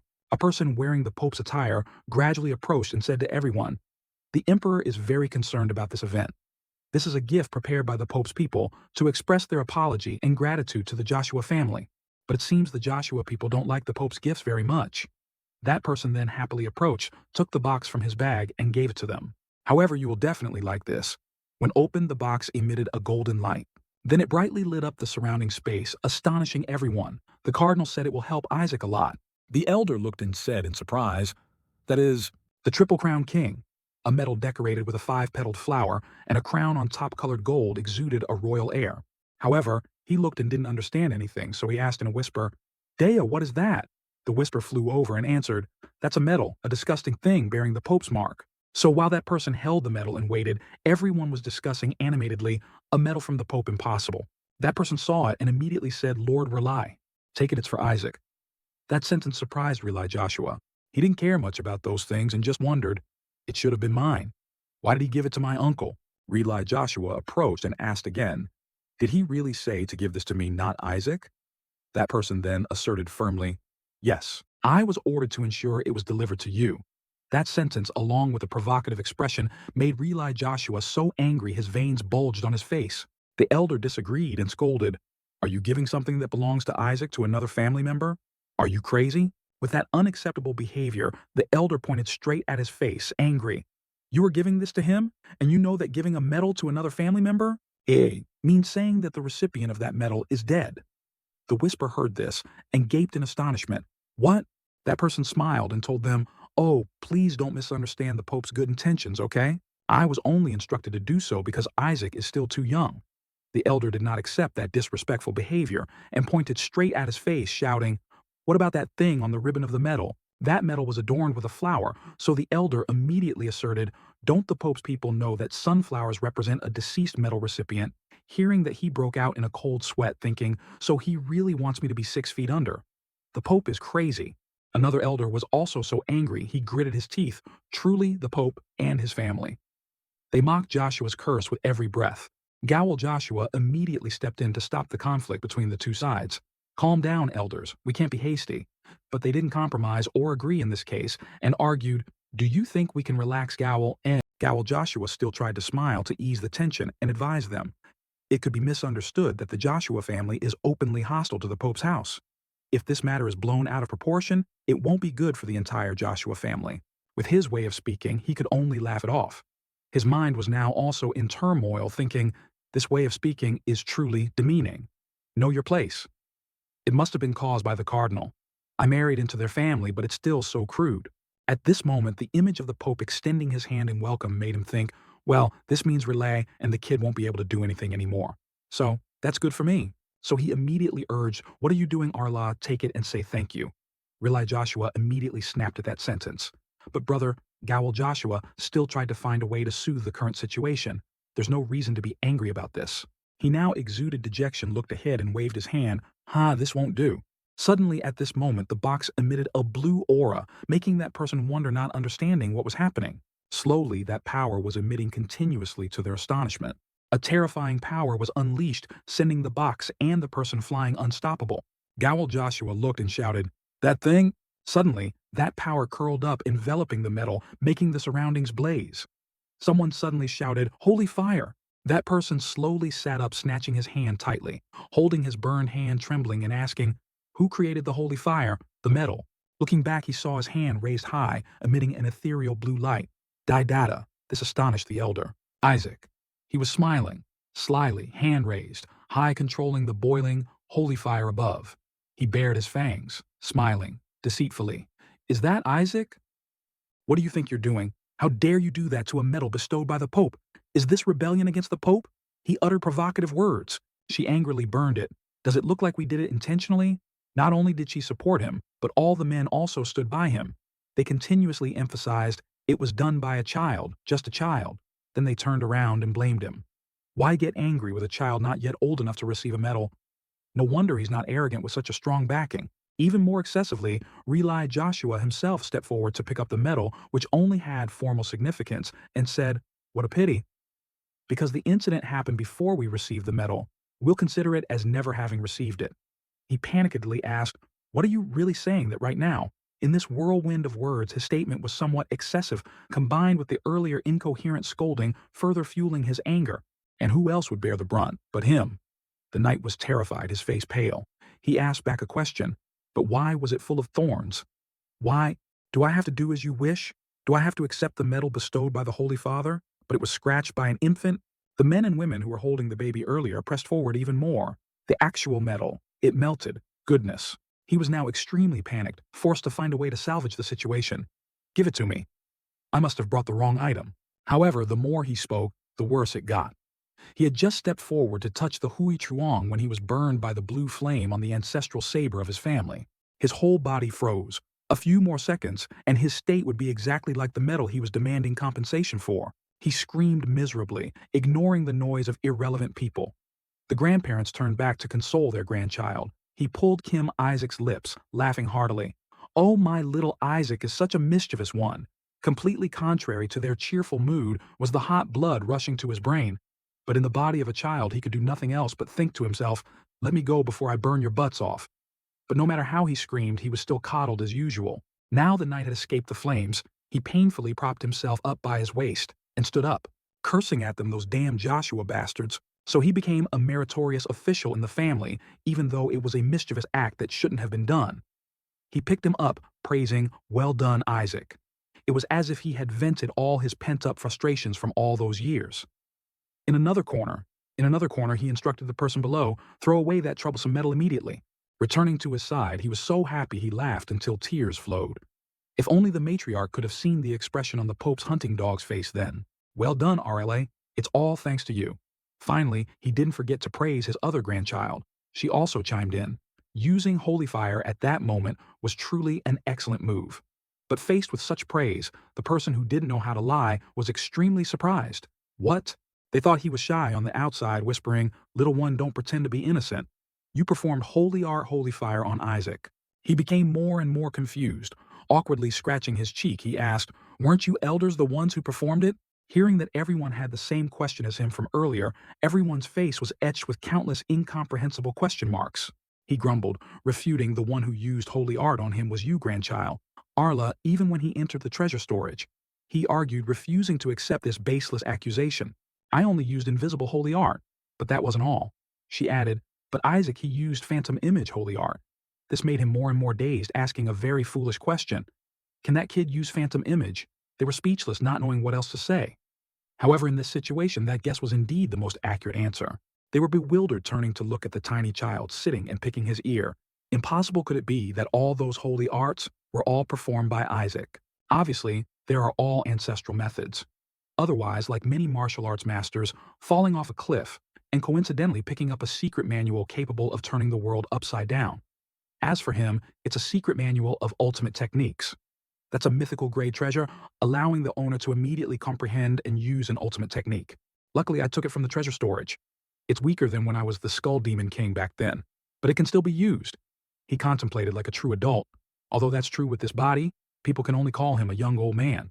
Meanwhile, the elders continued to discuss and offer other reasonable guesses. Could it be that Isaac's mother performed holy art on the boy? She immediately refuted the boy's mother doesn't have the fire attribute. She has a completely opposite attribute. But the more he thought, the harder it was to believe. He said, this completely surpasses the concept of ordinary talent. It's no different from writing poetry without ever learning to read. She added, even Saint Melissa, who was praised as a genius, also had to learn to read before she could use holy art. He sat in a corner obediently, like a child eavesdropping on information, feeling guilty. Is that so? It sounds too stressful. Suddenly, that's right. Elders, isn't removing the Pope's blessing even more astonishing? Two pairs of eyes already tatted lit up. Right. You really have a good eye, he immediately ordered. Bring the medal here, I need to confirm. Yes, Elder. He immediately obeyed, but after turning around, he couldn't find the medal anywhere. On the table where the medal was placed, only the empty box remained. He hesitantly added, but it's not here. What? He panikedly turned his head back and went there to look. Wait, but it was definitely there. At this moment, he said with disgust, I've thrown it away. Only then did he remember his mistaken action when he said, throw away that troublesome medal immediately. According to this rapidly unfolding event, he reasoned, but you elders were the ones who told me to throw it away, he said with one sentence. No, even so you can't do that. Then he immediately ordered, hey, quickly send someone to find it and bring it back immediately. While everyone was frantically searching, he madly hid the expression on his face, avoiding revealing his panicked emotions. The boy melted the metal bestowed by the Pope, which was said to be able to withstand any flame. This matter absolutely cannot be known by the head of the family. Therefore, contrary to his words of having thrown away the metal as per the elder's instructions, it was actually far on the horizon right before his eyes. The metal was lying comfortably in his pocket. He laughed heartily, thinking, without evidence, it's just a rumor. A few days later, in the western part of the Joshua Duchy, robes fluttered in the wind. Eli Joshua stood comfortably on a rock by the stream, cautiously ordering, the manor is approaching. Focus until the very end. Understood. Head of the family. Everyone replied in unison. Suddenly, something in the distance attracted his attention. That was. At the manor, they silently surrounded him. What's wrong? Why hasn't the Demon King's corpse appeared yet? The Demon King wasn't seen, but the Pit King was definitely him. After a full meal, he rubbed his bloated stomach, thinking, thank you, it really helps my body feel more refreshed. Looking at this result, they painfully bowed their heads to the ground. We've already used 300 bottles of laxatives. We've also fed the boy 500 Sinvan fruits from the Julius Kingdom. He took a deep breath, thinking, that fruit is really great. I heard it can even strengthen the bond with spirit beasts or something. Spirit beasts can be tools or companions in battle. Strengthening the bond with them doesn't hurt either. They are necessary if I want to crush the Pope and the gods in the end. Joshua definitely has a family spirit beast too.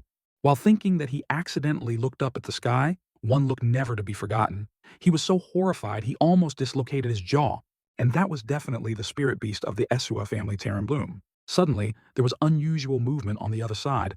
Wait, or should we go to the banquet first? He glanced over, dazed. Suddenly, the door slammed open with a terrified call, head of the family. Everyone immediately bowed respectfully. We respectfully greet the head of the family. We respectfully greet the elder. Looking at the imposing man approaching, he wondered to himself, so he is the head of Joshua. Does that mean he's my grandfather? I have a good feeling about this. The source of survival is shining. Seeing him approaching closer and closer, Relai Joshua quickly shielded him. Father, please give us more time. Disemboweling Isaac won't help at all. He still wasn't worried, smiling cheerfully. Uncle, don't worry. There's no way he'd disembowel me. He paused for about 2 seconds, then pointed at him, ordering, burn the boy. This shocked not only him, but everyone else. No father, Relai Joshua, tried to intervene. Meanwhile, he also knew what worry was. Thinking, Could it be that my source of survival is damaged? Why would they want to burn me? This family is all crazy. Is only my uncle trustworthy? Then he was horrified to hear his uncle explain, the boy is still too young to be burned. This made him think a lot. More and more worried, what the hell is uncle implying that one day he'll still burn me? Rely Joshua pleaded. Father, please reconsider. Even he rushed over breathlessly to add, I agree that reward is too much for the boy. Their terrible choice of words infuriated him. How is burning me a reward? Suddenly, he heard his uncle say, that's right. If we burn Isaac, we can obtain the corpse of the skeleton demon king. Thanks to the blessing of the flame, the boy will become even stronger. In that long, convoluted text, he only noticed one important word, blessing. Rayli Joshua was still pleading for him. But please, give us a little more time. Beside him, the other man was interfering, poking a stick in the wheel. Instead, we could also cut open the boy's stomach. Finally, just when he thought there was someone left to trust, he was startled to hear Rayli Joshua's final words, or rather, please, instead of burning him, drown Isaac in water. He cursed in frustration. This stupid family should just perish. Suddenly, the other man retorted, no way. The fire and water of the Holy Temple are both secret ultimate techniques of Joshua specifically used to nurture the saintess. We can't waste it on a completely useless child.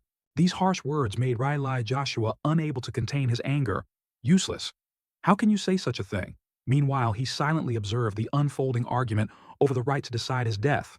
Oh, considering how firmly his uncle opposed it, it seems this might actually be a good thing. The other man commented coldly, Suri is more deserving of the blessing. In fact, Suri was the one who defeated the demon in the treasury. Rayli Joshua angrily retorted, what are you talking about? Isaac was the one who defeated that demon. The holy dragon itself confirmed it. The two brothers argued back and forth. The dragon must have been mistaken. How can a child who can't even walk defeat a demon? Rayli Joshua couldn't accept his brother's stubborn reasoning. Don't be so absurd. You're going too far. Moreover, Isaac burned the Pope's medal by casting the holy flame. Are you seven trying to deny that too? We all saw it with our own eyes. Perhaps you colluded with the elders and cast the holy flame on him. Who knows? The man silently listened to his two sons arguing, until the point where one was about to argue stubbornly, more importantly, there's no proof. Then the man suddenly spoke up asking, you mentioned the medal. Are you talking about this? He then produced the medal they had been searching for all along but couldn't find. None of them could hide their surprise.